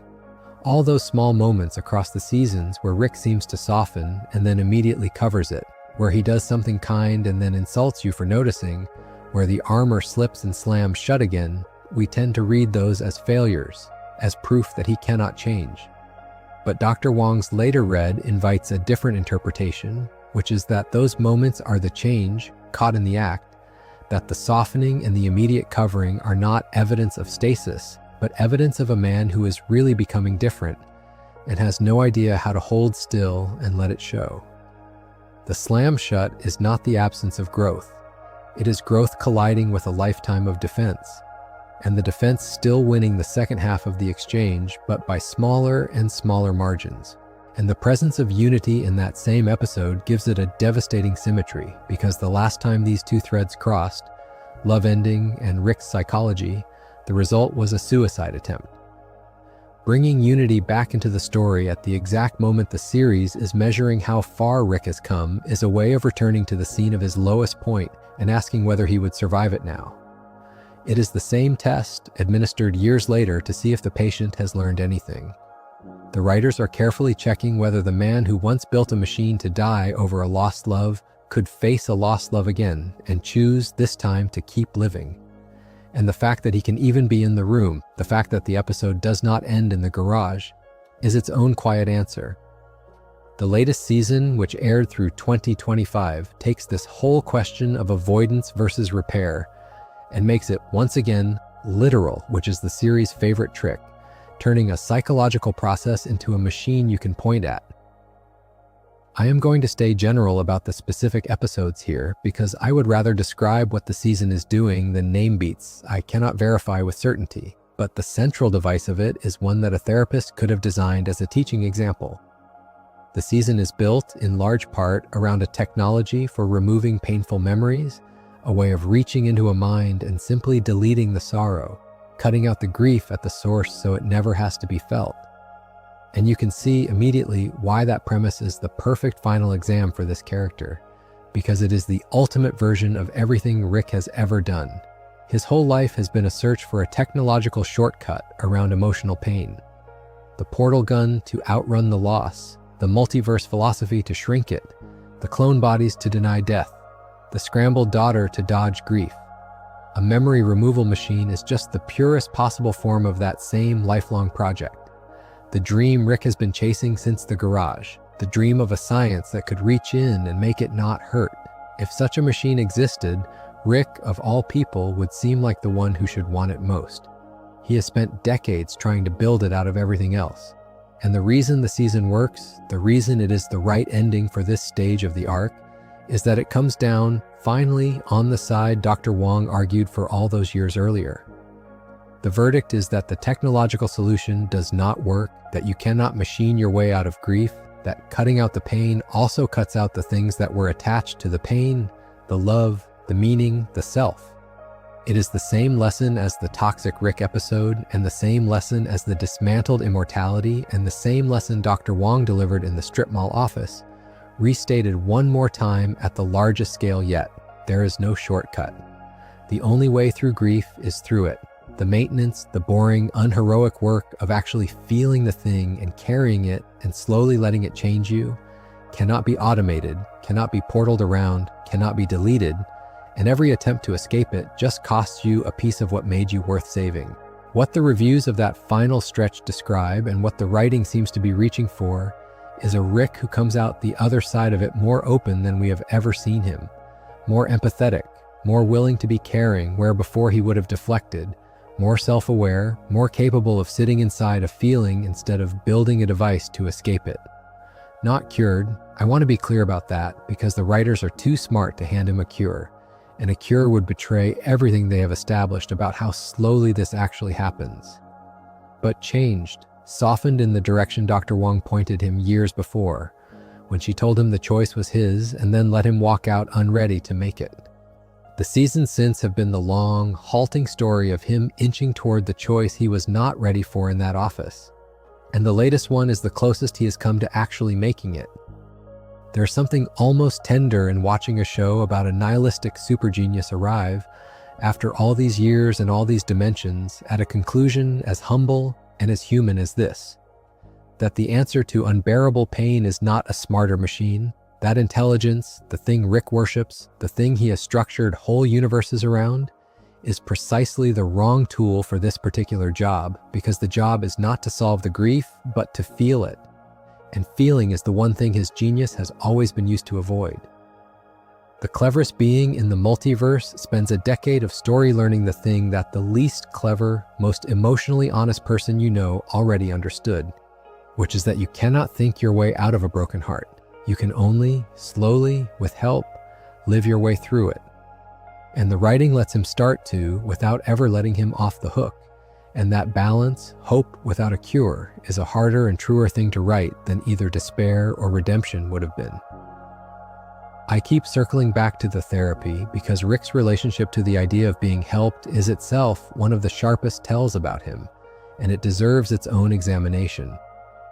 In the very episode where Dr. Wong takes him apart, Rick offers his own theory of therapy, and it is worth understanding because it is both wrong and revealing. His view, roughly, is that he does not believe that going to a rented office in a strip mall to listen to what he calls an agent of averageness, explain which words mean which feelings, has ever helped anyone. Notice the contempt packed into that phrase, agent of averageness. In one sentence, Rick dismisses the entire enterprise of therapy, and the mechanism of the dismissal is pure grandiosity. Therapists are average. He is not. Therefore, they can have nothing to teach him. The very ordinariness of the help is what makes it beneath him. But look at what the contempt is protecting, because it is not really about therapists being unintelligent. Rick could out-argue any therapist alive, and he knows it, and that is precisely the point. The thing therapy asks of him is not intelligence. It is the opposite. It asks him to stop being clever for a while, to stop performing, to stop winning the conversation, and to simply feel something in front of another person without turning it into an argument or a joke. And that is the one arena where his genius is useless, where his intelligence buys him nothing at all, where a frightened, ordinary person who is willing to sit in their feelings is actually further along than he is. Rick cannot tolerate a domain in which he is not the cleverest being in the room, and the therapy room is exactly that.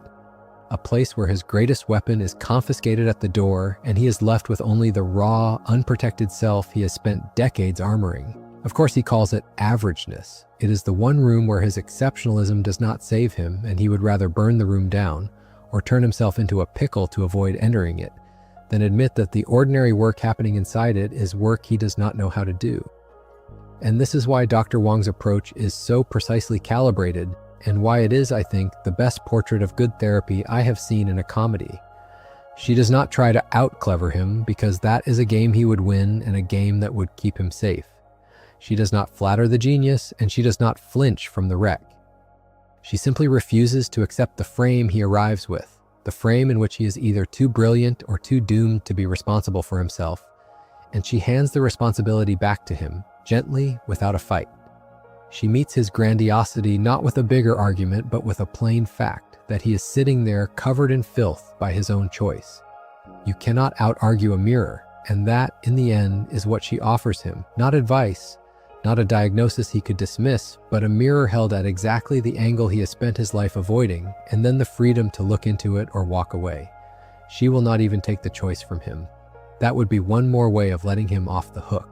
The reason I dwell on this is that it explains why Rick has not simply been fixed, despite being surrounded at various points, by the tools and even the relationships that could help him. Help is not something you can force into a person who experiences being helped as a humiliation.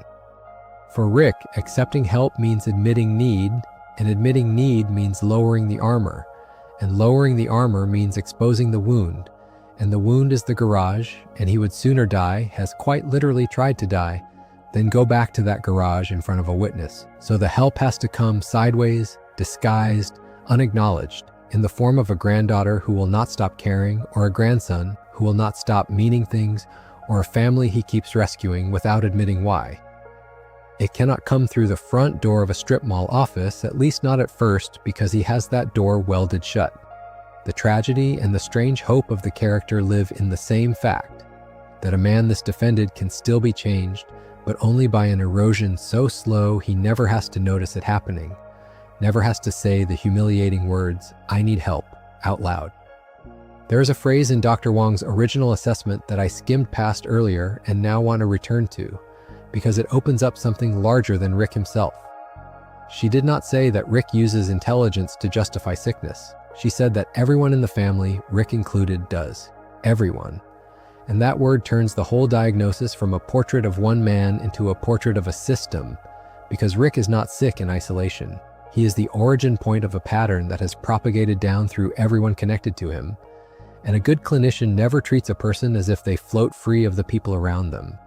They look at the family as an organism, and this family is a case study in how one person's unprocessed trauma becomes the water that everyone downstream has to swim in. Start with Beth because she caught it most directly. We have already touched on the abandonment and the approval hunger it left behind, but the deeper inheritance is the intelligence itself and the way she uses it exactly as her father does. Beth is brilliant, and like Rick, she wields her intelligence as a defense, using it to feel superior, to rationalize her choices, to hold herself slightly above the ordinary life she is faintly disappointed by. She idolizes the very thing that damaged her, because idolizing Rick's genius is easier than confronting Rick's absence. If her father is a god, then being neglected by him is a kind of distinction rather than a wound. She has taken the tool that hurt her and made it her identity, which is precisely what Dr. Wong was describing, a whole family that has learned to launder its pain through cleverness. Then there is Summer, who absorbs the nihilism in a more adolescent register, learning from her grandfather that caring is embarrassing and detachment is cool, adopting the pose of someone too knowing to be hurt, which is of course its own kind of hurt. And there is Morty, the case that matters most because Morty is the one the series watches most closely as he is slowly shaped by proximity to Rick. Over the seasons, you can see the boy hardening, becoming more cynical, more capable of violence, more willing to treat the horrors of the multiverse as normal, and it is deeply disturbing to witness because you are watching trauma transmit in real time, watching a child acquire his grandfather's defenses one adventure at a time. The writers have never pretended that being around Rick is good for anyone. Being around Rick is corrosive. His nihilism is contagious, his contempt is teachable, and the people closest to him are all, to varying degrees, catching what he has. Summer is the one I find hardest to watch, if I am honest, because her version of the damage is the quietest and the easiest to miss. Beth wears her wound out loud in the approval hunger and the brittle superiority. Morty's hardening is dramatic enough that the writing keeps flagging it for you. But Summer just gets a little cooler each season, a little more fluent in the language of not caring, a little quicker to reach for irony when something hurts, and because that reads as her growing up, as a teenager becoming worldly, it is easy to mistake it for maturity instead of injury. It is not maturity, it is a girl learning from the cleverest adult in her life that the safest thing to do with a feeling is to get out ahead of it with a joke. She idolizes Rick the way you idolize the person who seems immune to the thing that scares you, and what she is actually absorbing is the immunity that is really just a wound with good PR. And the part that stays with me is that she is bright enough and warm enough underneath to have gone another way, which is exactly what makes it sad. You are watching a real capacity for tenderness get slowly talked out of a person by someone who loves her and cannot help teaching her the very defense that is killing him. And yet, this is the same family we just described as his anchor, the same people whose existence keeps him alive. Which means the family is doing two contradictory things at once, being poisoned by Rick and saving Rick, absorbing his damage and holding him to the world. And both are true simultaneously, and that is exactly what real families of the deeply troubled actually look like. They are not simply victims, and they are not simply support systems. They are tangled up in the sick person's psychology, shaped by it, sometimes harmed by it, and at the same time the only thing standing between that person and the void. A clinician looking at the Smith family would not see a group of innocent bystanders orbiting one broken man. They would see a system that has organized itself over decades around the gravitational mass of Rick's unhealed grief. Everyone bent slightly out of shape by the pull of it, everyone adapted to a person who cannot be adapted to healthily, and everyone, despite it all, unwilling to let him go. The hopeful reading of the whole system, and the one the later seasons seem to support, is that families can heal in the same direction they were damaged. If Rick's sickness propagated outward and shaped all of them, then Rick's slow change can propagate too. And there are signs the writers believe this, moments where the family's honesty with each other seems to give Rick permission to be slightly more honest himself, where the influence starts, tentatively, to run the other way. The organism that adapted to his illness can, in principle, help metabolize it, if he lets them, which he mostly does not, but increasingly, occasionally at the edges, does. And watching that reversal begin, watching the man who infected his whole family with despair start to catch small doses of their stubborn, ordinary hope, is one of the more moving long arcs the series has slowly been telling underneath all the science fiction. I have been circling the trauma this whole time, naming it, pointing at it, but I want to look at it directly now through the specific lens a trauma specialist would use, because Rick is, before he is anything else, a traumatized person. And a great deal of what looks like personality is more accurately understood as the long shadow of an injury that never healed. When clinicians talk about post-traumatic stress, the popular image is flashbacks and nightmares. And those are real, but the deeper and more chronic form, sometimes called complex post-traumatic stress, is less about reliving a single event and more about how a person's entire way of being in the world gets reorganized around a catastrophe. It shows up as a permanent sense of threat, a difficulty trusting anyone, a collapsed sense of self-worth, an inability to feel safe even when nothing is wrong. And when you lay that profile next to Rick, it fits the contours of him almost eerily well. Consider his relationship to safety. Rick is never off. He is always armed, always scanning, always 3 steps ahead, always braced for the next disaster. And while the surface framing is competence, him being smart enough to anticipate everything, a trauma specialist would recognize it as hypervigilance, the exhausting, permanent alertness of a nervous system that learned, once, in a garage, that catastrophe arrives without warning and takes everything in an instant. If the worst thing that ever happened to you happened suddenly, in your own home, delivered by someone you should have been able to trust, then of course you spend the rest of your life unable to relax, unable to believe that any peace is real, treating every calm moment as the quiet before the next attack. Rick's inability to simply sit in an ordinary happy evening, his compulsion to always be doing, leaving, defending, is not just avoidance of grief. It is the body of a traumatized man that no longer knows how to stand down. Then there is the specific texture of his guilt, which a trauma clinician would likely call moral injury, a concept that comes largely from work with combat veterans. Moral injury is distinct from ordinary trauma. It is the specific corrosive damage done when a person believes they have failed in some fundamental moral way, that they did something or failed to do something that violates their deepest sense of who they should have been. It is not just I was hurt, it is I failed and the failure is unforgivable. And that is Rick precisely. He does not only mourn Diane, he holds himself responsible for her death, believes that his choices, his refusal, his very presence brought the killer to the door, and that he failed in the one duty that mattered, protecting his family. That belief, whether or not it is fair and it is not fair, functions as a moral wound that no achievement can heal, because you cannot invent your way out of a conviction that you are fundamentally, unforgivably guilty. The revenge quest was, among other things, an attempt to discharge that guilt through action, to do the one thing left to do for them. And when the revenge failed to relieve it, as we saw, the guilt simply remained, because guilt of that kind is not addressed to the dead man he killed, it is addressed to himself.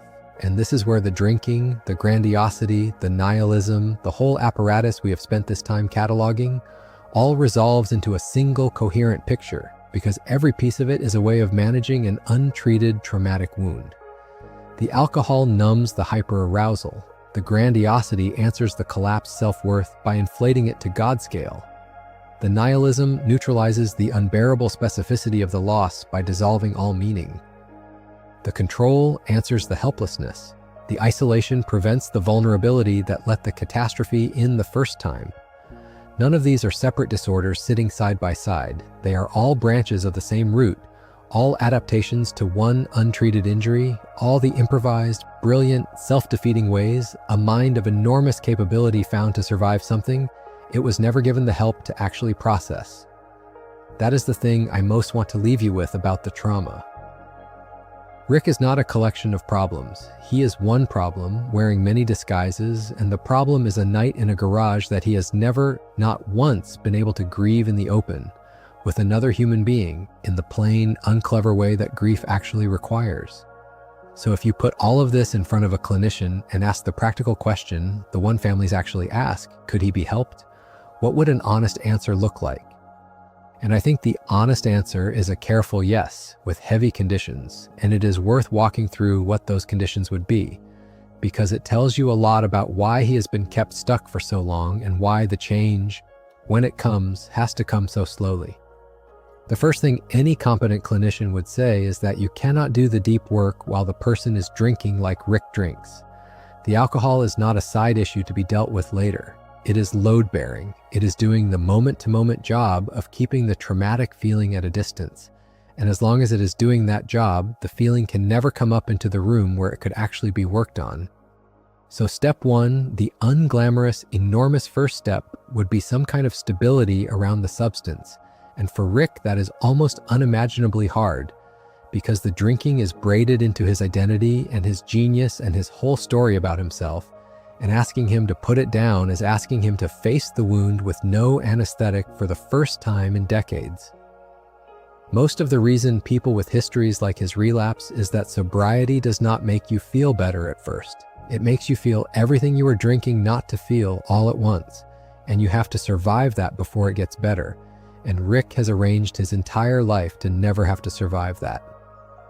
It is worth pausing on how much courage that first step actually requires from a man like him, because we tend to think of Rick as fearless, as a being who has stared down gods and empires without blinking.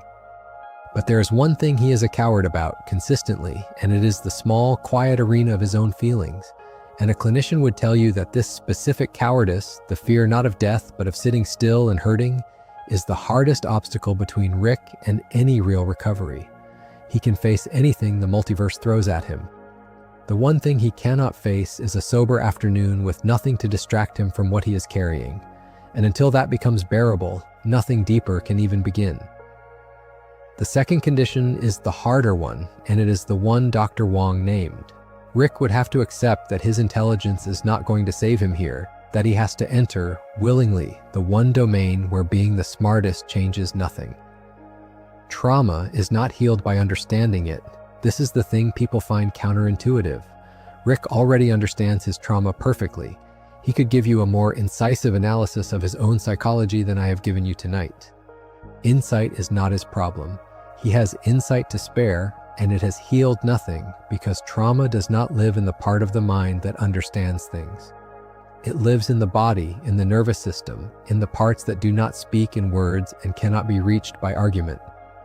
Healing it requires feeling it slowly in the presence of someone safe, in a state calm enough to let the feeling move through without being fled from.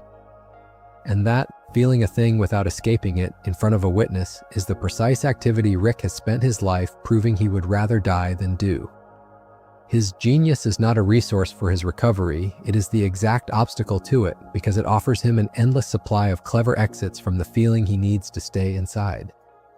The third condition is relationship, and this is where the news is better because a person cannot be healed of an injury to trust in isolation.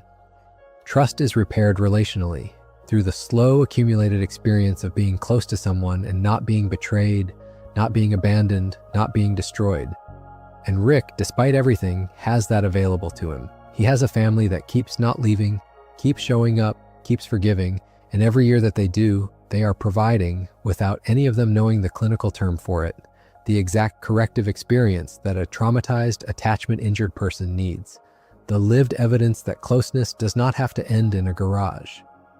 This is the real mechanism of whatever healing has been depicted. It is not a breakthrough in an office.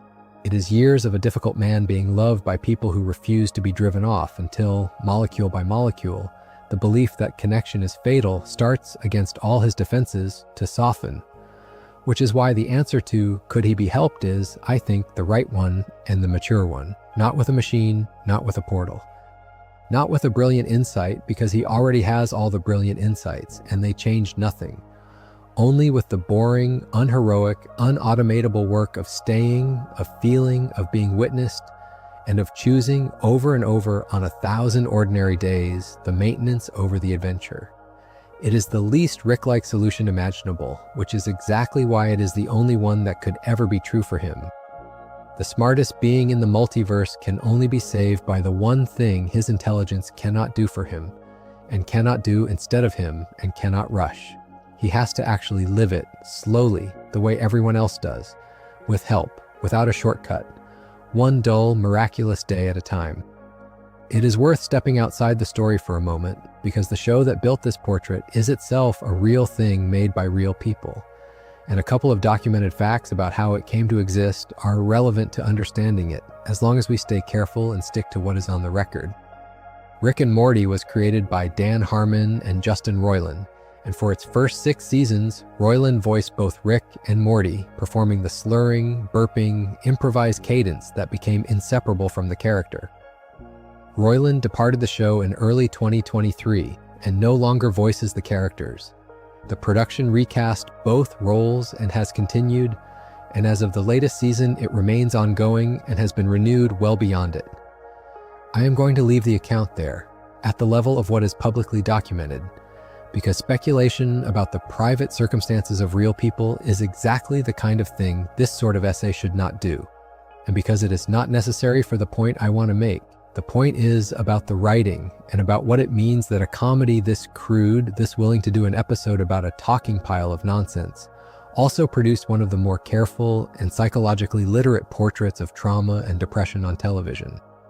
Because Rick was never only Roiland's voice. Rick is a construction of the whole writer's room, of Harmon's long-standing interest in broken, brilliant, self-loathing men, of years of scripts that kept choosing again and again to take the character's pain seriously underneath the jokes. The Doctor Wong monologue was written. The suicide episode was written and storyboarded and scored by people who clearly understood what they were depicting and chose not to flinch. The catchphrase that means "help me" was a deliberate piece of construction, planted early, paying off for years.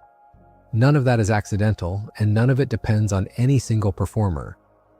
It is the product of a room full of people who decided that a show about a nihilistic super scientist would be richer and truer and stranger if the nihilism was a wound rather than a philosophy, and if the smartest being in the room was also the saddest. And I think that is why the series has lasted, why people return to it, why it generates the kind of obsessive analysis that produces videos like this one. Because underneath the spectacle, Rick and Morty is doing something that most television does not have the nerve to do, which is to hold, without resolving it, the full contradiction of a person like Rick. It refuses to make him purely a villain you can dismiss, and it refuses to make him a wounded soul you can simply forgive.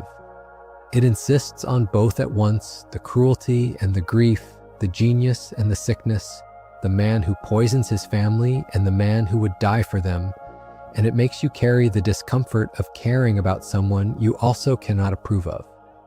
That is a remarkably difficult thing to sustain across 8 seasons and dozens of writers, and the fact that it has largely managed it, even through a real-world change as significant as recasting its lead, tells you the character was always bigger than any one voice.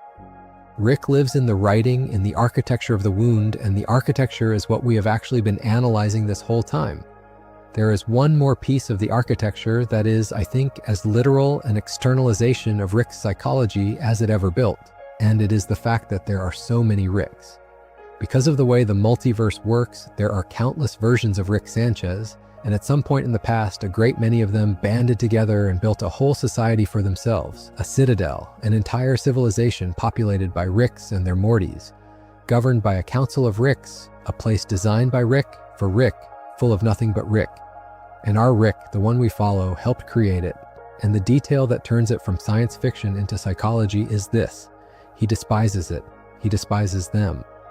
He holds the other Ricks in open, corrosive contempt, calls them pathetic, refuses to be governed by them, treats the entire civilization of himself as beneath him, and they, in turn, largely resent and distrust him. Think about what that actually is. It is a man surrounded by thousands of versions of himself, and the defining feature of the arrangement is mutual hatred. Rick cannot stand to be around Rick, given a whole city of people who share his exact intelligence, his exact history, his exact capabilities, the people who could theoretically understand him better than anyone in existence.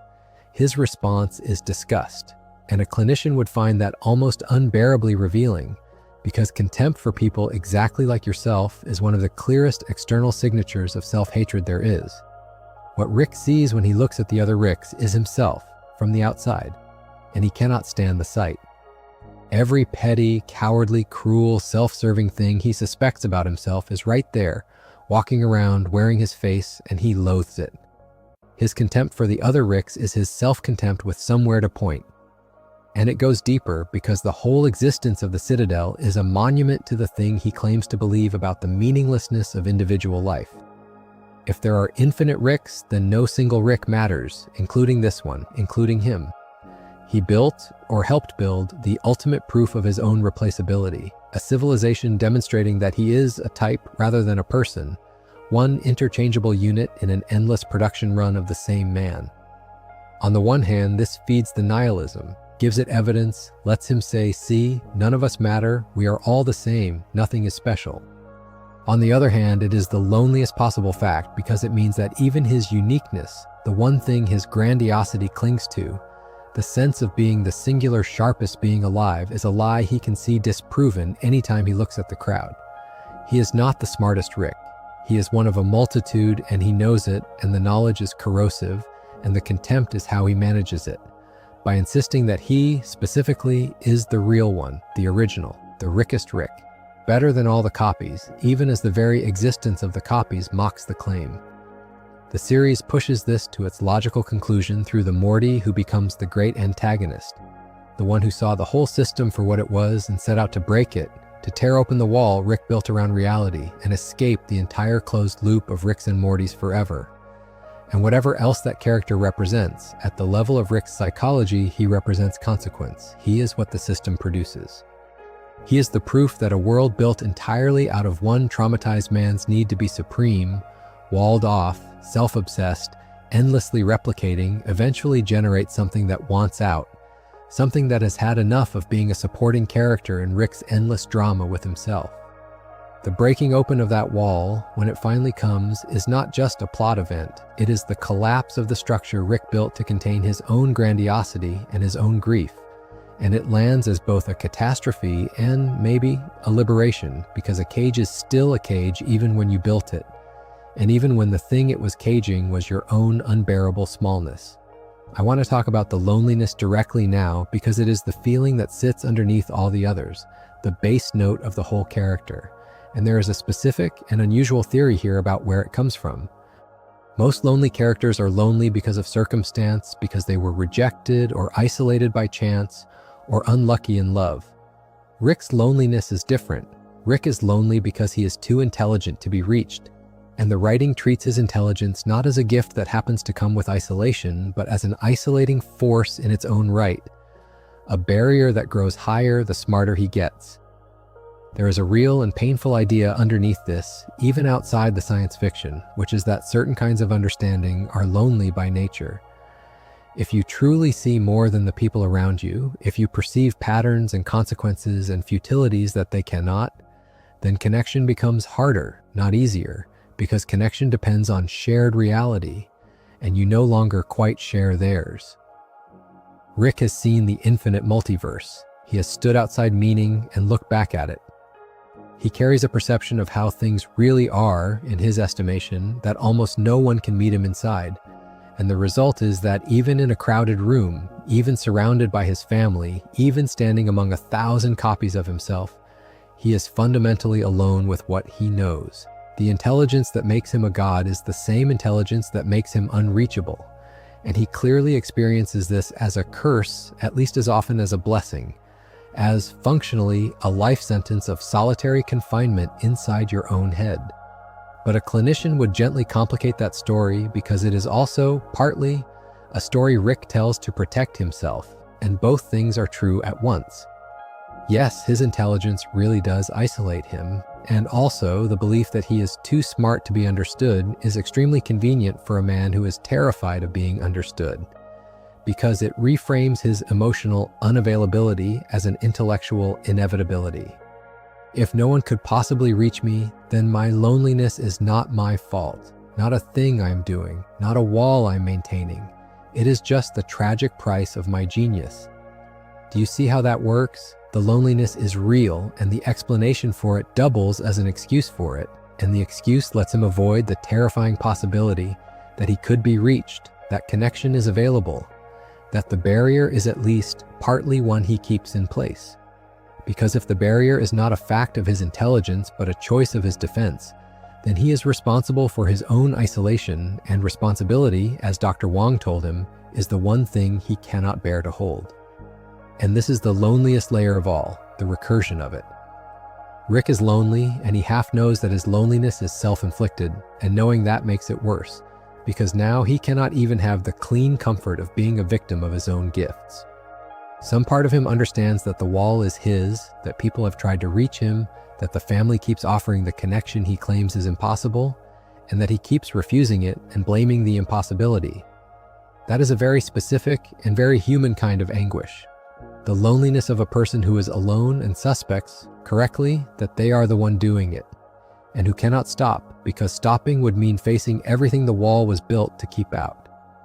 He is not trapped outside connection. He is trapped inside a fortress he cannot bring himself to leave, watching the people who love him wave from the other side of the wall, telling himself they could never understand, and slowly realizing that the reason no one reaches him is that he has spent his whole life making sure no one can.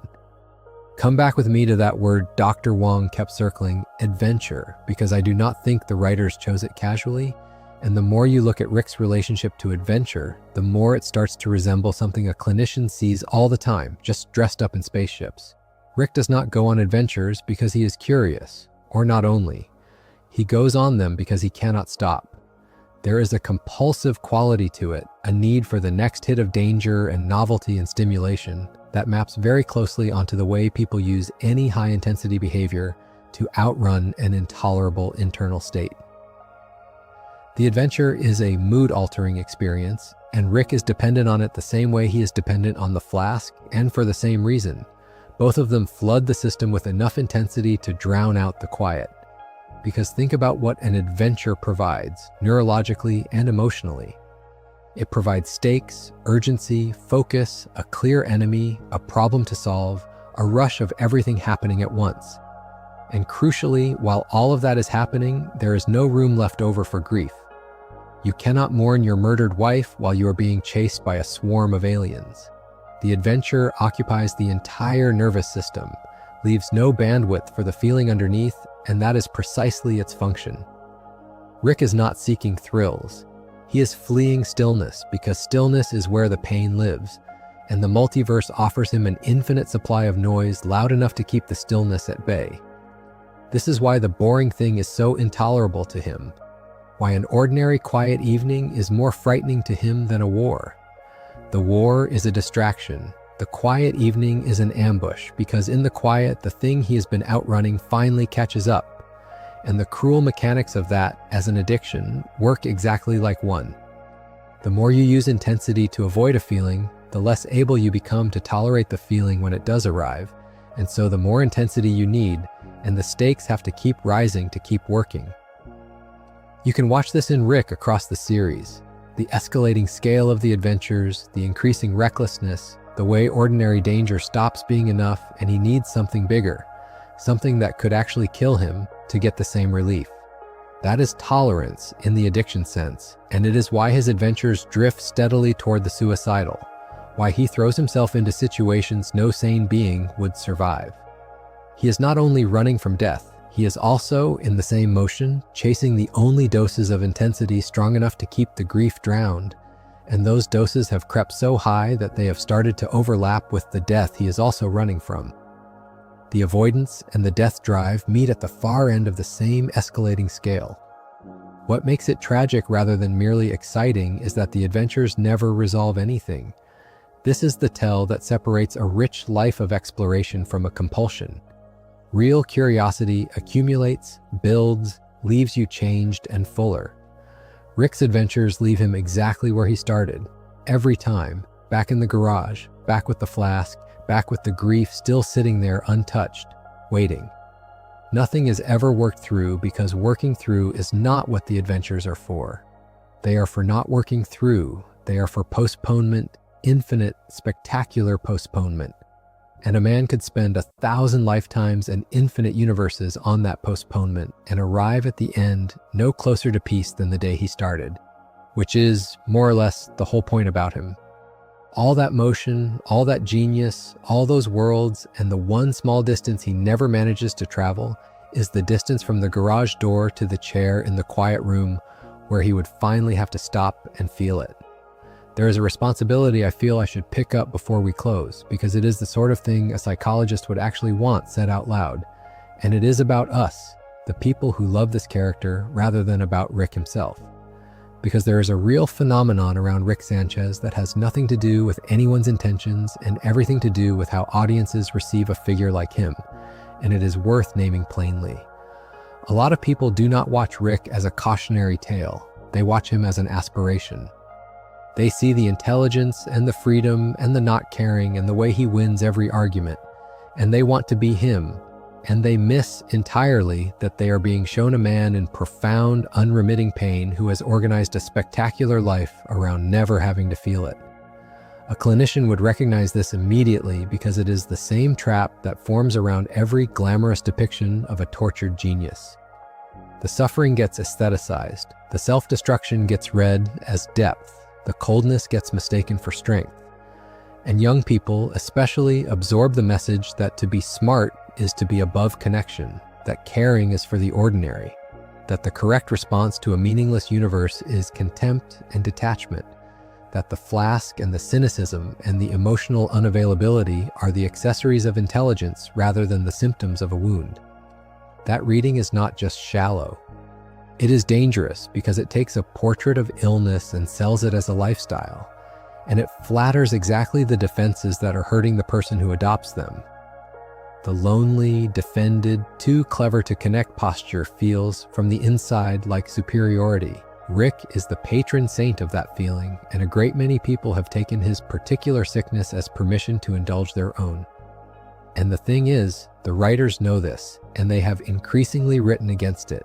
Everything we have talked about tonight is the show's own quiet argument that Rick is not to be envied, that the intelligence is a barrier and not a throne, that the detachment is grief in disguise, that the freedom is a cage, that the man you want to be is a man who tried to kill himself in a garage and only lived because he was too drunk to die.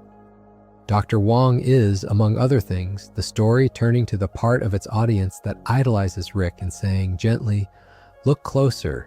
This is not a hero. This is a person who needs help and cannot ask for it." And the coolness you are admiring is the exact thing killing him. The writers built a character seductive enough to make the point land, which is a risk because seduction can overshoot, and plenty of viewers took the seduction and left the point on the table. But the point is there unmistakably for anyone willing to look. Rick is what unprocessed pain looks like when it is given infinite power and no willingness to heal, and the correct response to him is not envy. It is compassion and a little bit of fear and the resolve not to become him. I say this not to scold anyone for loving the character, because I love the character, obviously, or I would not have spent this long thinking about him. You can love a portrait of a broken man. You should love it if it is true, and this one is, but loving him and wanting to be him are very different things. And the whole psychological weight of the story is an argument for the first and against the second. The healthiest way to watch Rick, the way that honors what the writing is actually doing, is the way you would regard someone in your own life who is brilliant and magnetic and slowly destroying himself, with affection and grief and a clear-eyed refusal to pretend that the destruction is glamorous. That is what Dr. Wong models. She is not dazzled by him, she is not afraid of him, she simply sees him accurately with neither worship nor disgust.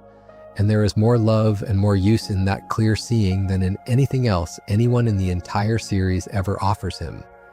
It is also, not coincidentally, what we have been trying to do tonight. So let me try to do the thing a clinician does at the end of an assessment, which is not to hand you a single label, but to offer a formulation, a way of understanding how all the pieces fit into one coherent human being, because that is what separates real psychological thinking from the parlor game of slapping diagnoses on characters.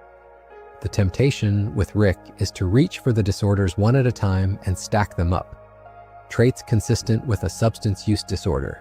Traits consistent with major depression and chronic suicidality. Traits consistent with complex trauma and moral injury. Traits consistent with narcissism, the grandiose kind welded to the vulnerable kind. Avoidant, fearful attachment, and every one of those is defensible from the evidence, and stacking them up is exactly what a lazy assessment does. And it tells you almost nothing because a person is not a pile of labels. The formulation, the thing underneath all the labels, is simpler and sadder and more unifying than any diagnosis. Rick is a man who suffered a catastrophic, unbearable loss that he blames himself for, who was never able to grieve it in the open with another human being, and who possessed exactly the intelligence required to build, instead of grieving, as elaborate an avoidance structure as any mind has ever constructed. That is the whole man in one sentence. Everything else is a branch of it. The drinking is avoidance you can drink. The nihilism is avoidance you can believe.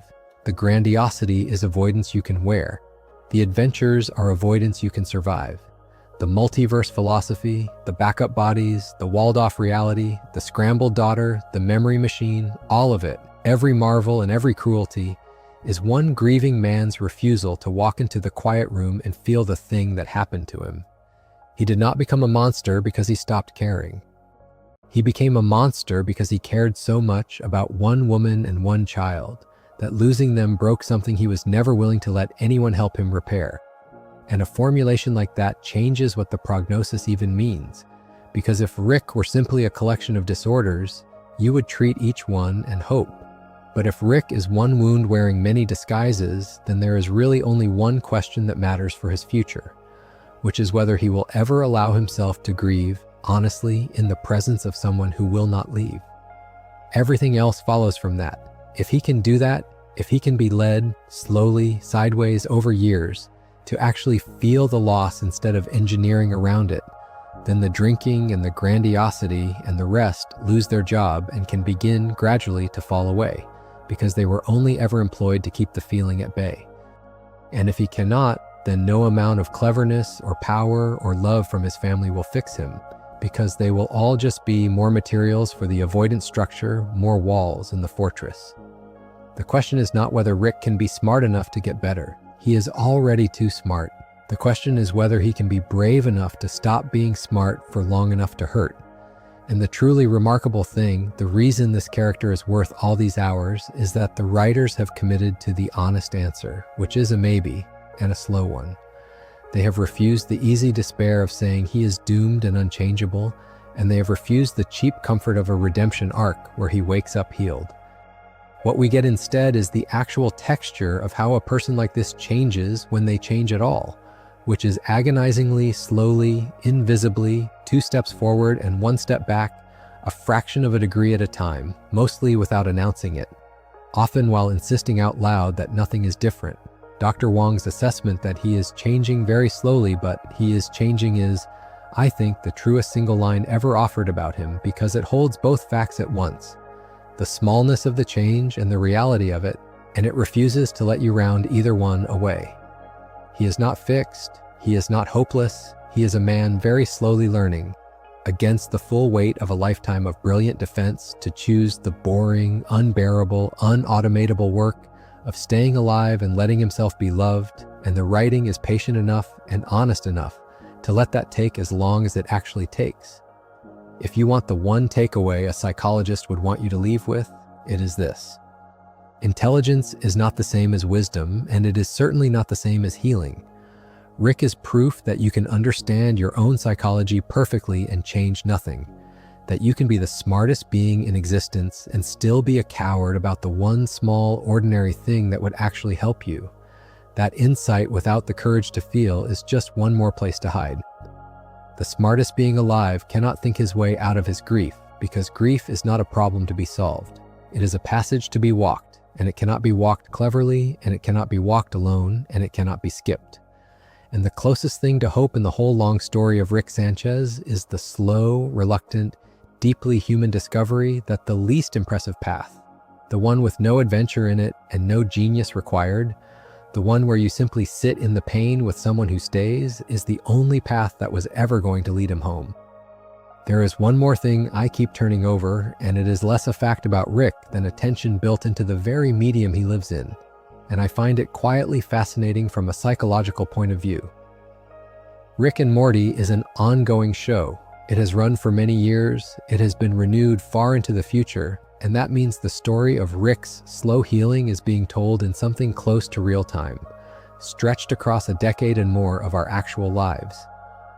People who started watching this as teenagers are adults now. Some of them have done their own growing up, their own therapy, their own slow reckonings with their own defended parents, alongside the character. And that creates a strange and genuine intimacy.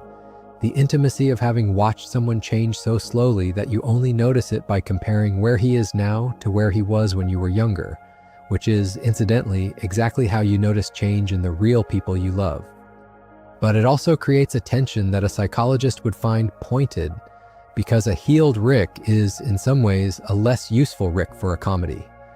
The engine of the whole thing has always been partly powered by his dysfunction, his cruelty, his refusal to grow, the endless friction between what he is and what he could be. And there is a real pull in any long-running series to keep the central character broken, to reset him at the start of each season so the machine can run again, to protect the dysfunction because the dysfunction is entertaining.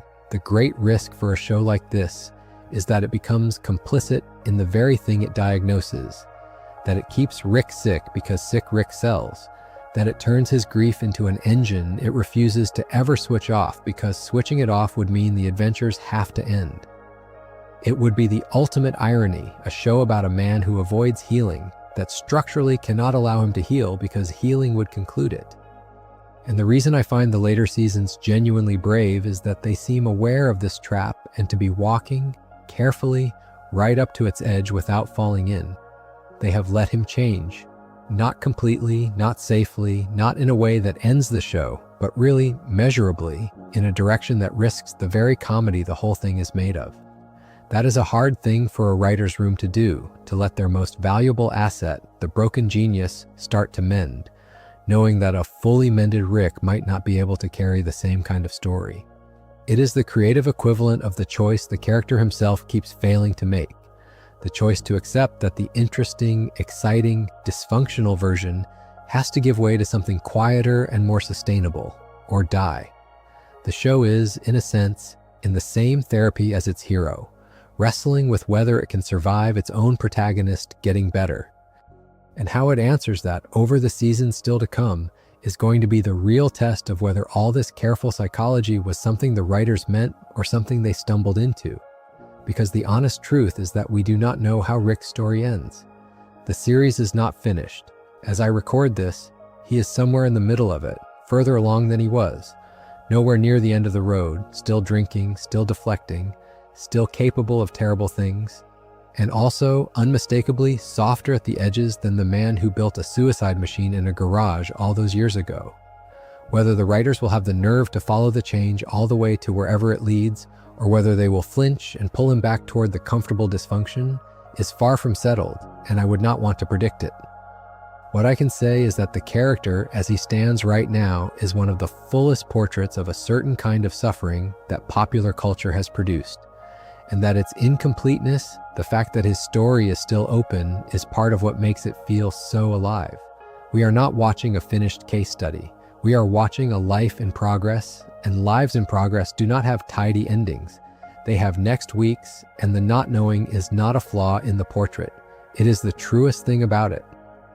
Before we close, I want to gather up the counter evidence, the moments that cut against everything grim I have described, because a fair assessment has to hold them too, and because they are, in the end, where the hope actually lives. For all the armor, there are a handful of moments where it drops completely, where Rick is caught, unguarded, with no joke ready and no defense in place. And those moments are worth more than all the analysis, because they are the story telling you what is really under there when the walls come down for a second. You see it in the way his voice changes on the rare occasions he talks about Diane. The way the bravado just evaporates and something very old and very raw comes up in its place. A grief that has not aged a day in all the decades he has spent burying it. You see it in the reluctant, furious tenderness he shows Morty at the moments of real danger. The way he will destroy anything and anyone to keep the boy safe while refusing, right up to the last second, to admit that this is love. You see it in the guilt over Bird Person, a guilt he cannot argue away because for once he agrees with the charge. You see it in the small, almost invisible instances where he does something kind and then immediately covers it, and the covering is so fast and so practiced that you understand the kindness must have been reflexive, must have come from somewhere real, because you do not build that quick a reflex to hide something that was not there. The cover-up is the proof. You only rush to conceal a thing you actually feel. And what all these moments have in common is that they show the armor to be exactly that. Armor, a thing laid over something, not the thing itself. The whole grim apparatus we have spent these hours describing, the drinking and the contempt and the nihilism and the God complex, none of it is the core of Rick. It is the shell. And the writing keeps cracking the shell, briefly, at carefully chosen moments to remind you that inside it is not emptiness, not evil, not a void where a person should be, but a frightened, grieving, deeply loving man who decided long ago that the love was too dangerous to show and built a fortress around it that has very nearly become a coffin.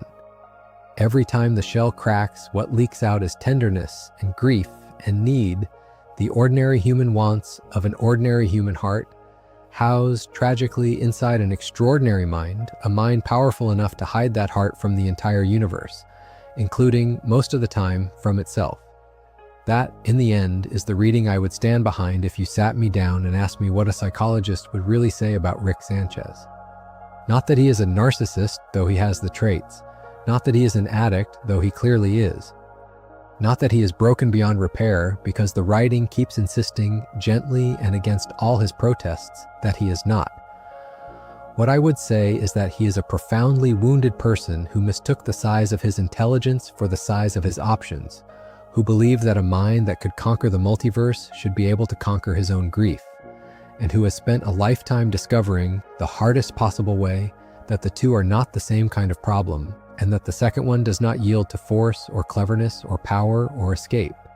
It yields, if it yields at all, only to the thing he has been running from since the garage, which is the willingness to stop running, to sit still in the wreckage with someone beside him, and to let himself finally feel the weight of what he lost. Without a machine to make it smaller, and without a joke to make it bearable, and without a drink to make it disappear. He is not there yet. But he is, very slowly, walking toward it, and the fact that a show this absurd made me care so much whether a cartoon scientist ever makes it to that quiet room is the best evidence I can give you that the writing understood something true. There is a line from very early in the run that people love to put in Rick's mouth, and it is worth correcting, because the mistake actually reveals something important.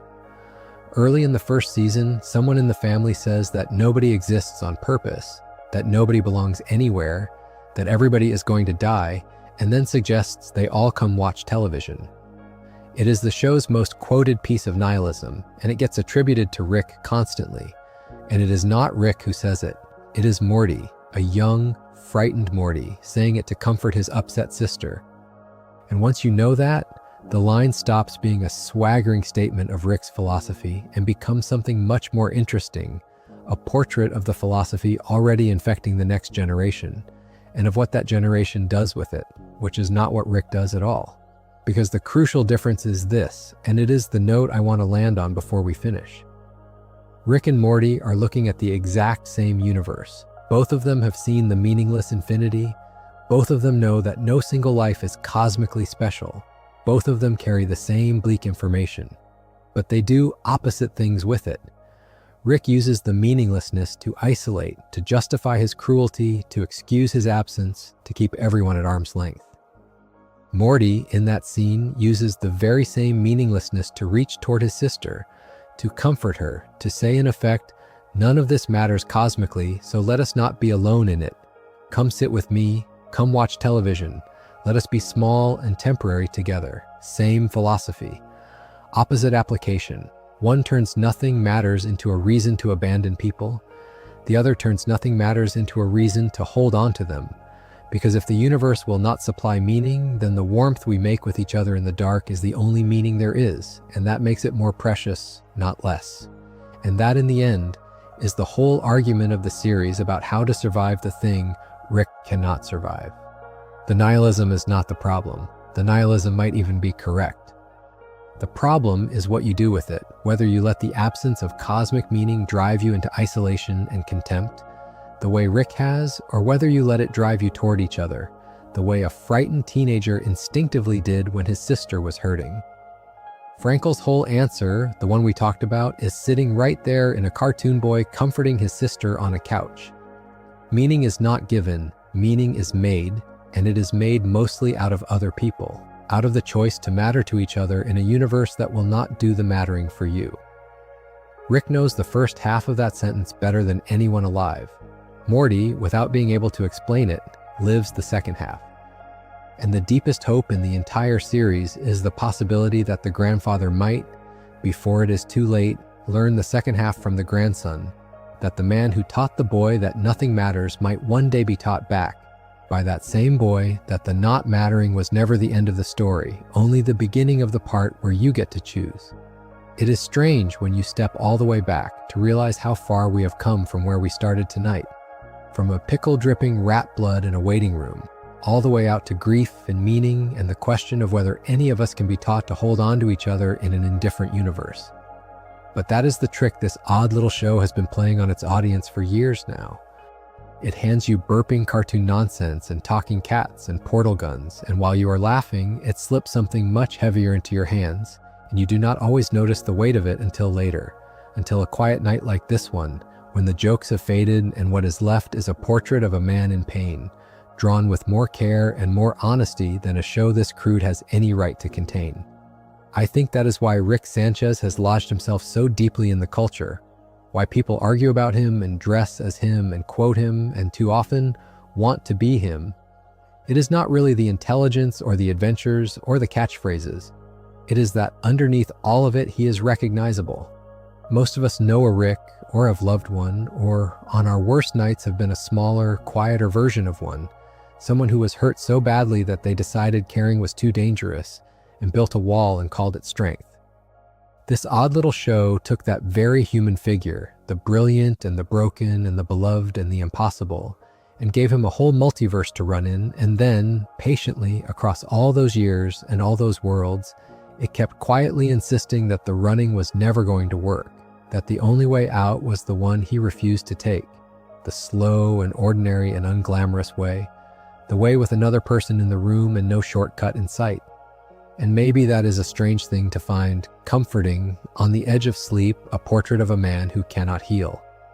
But I do find it comforting, and I think you might too, because there is a kind of gentleness in a story that refuses to pretend healing is easy, that lets its hero be slow and reluctant and imperfect, and still holds out the possibility that he might get there anyway, in his own time, by the smallest of steps.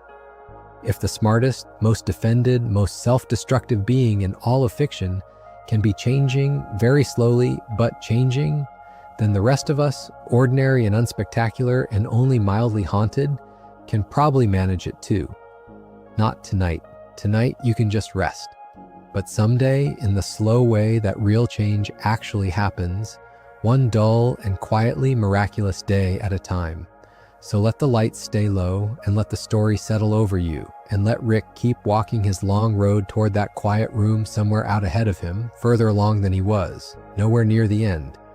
We will be here for the rest of it, watching whenever you want to come back. Thank you for spending this time here, for letting a channel about cartoons and grief keep you company into the dark. It genuinely means a great deal that you choose to fall asleep to these. If you enjoyed the video, make sure to subscribe, and I'll see you in the next one.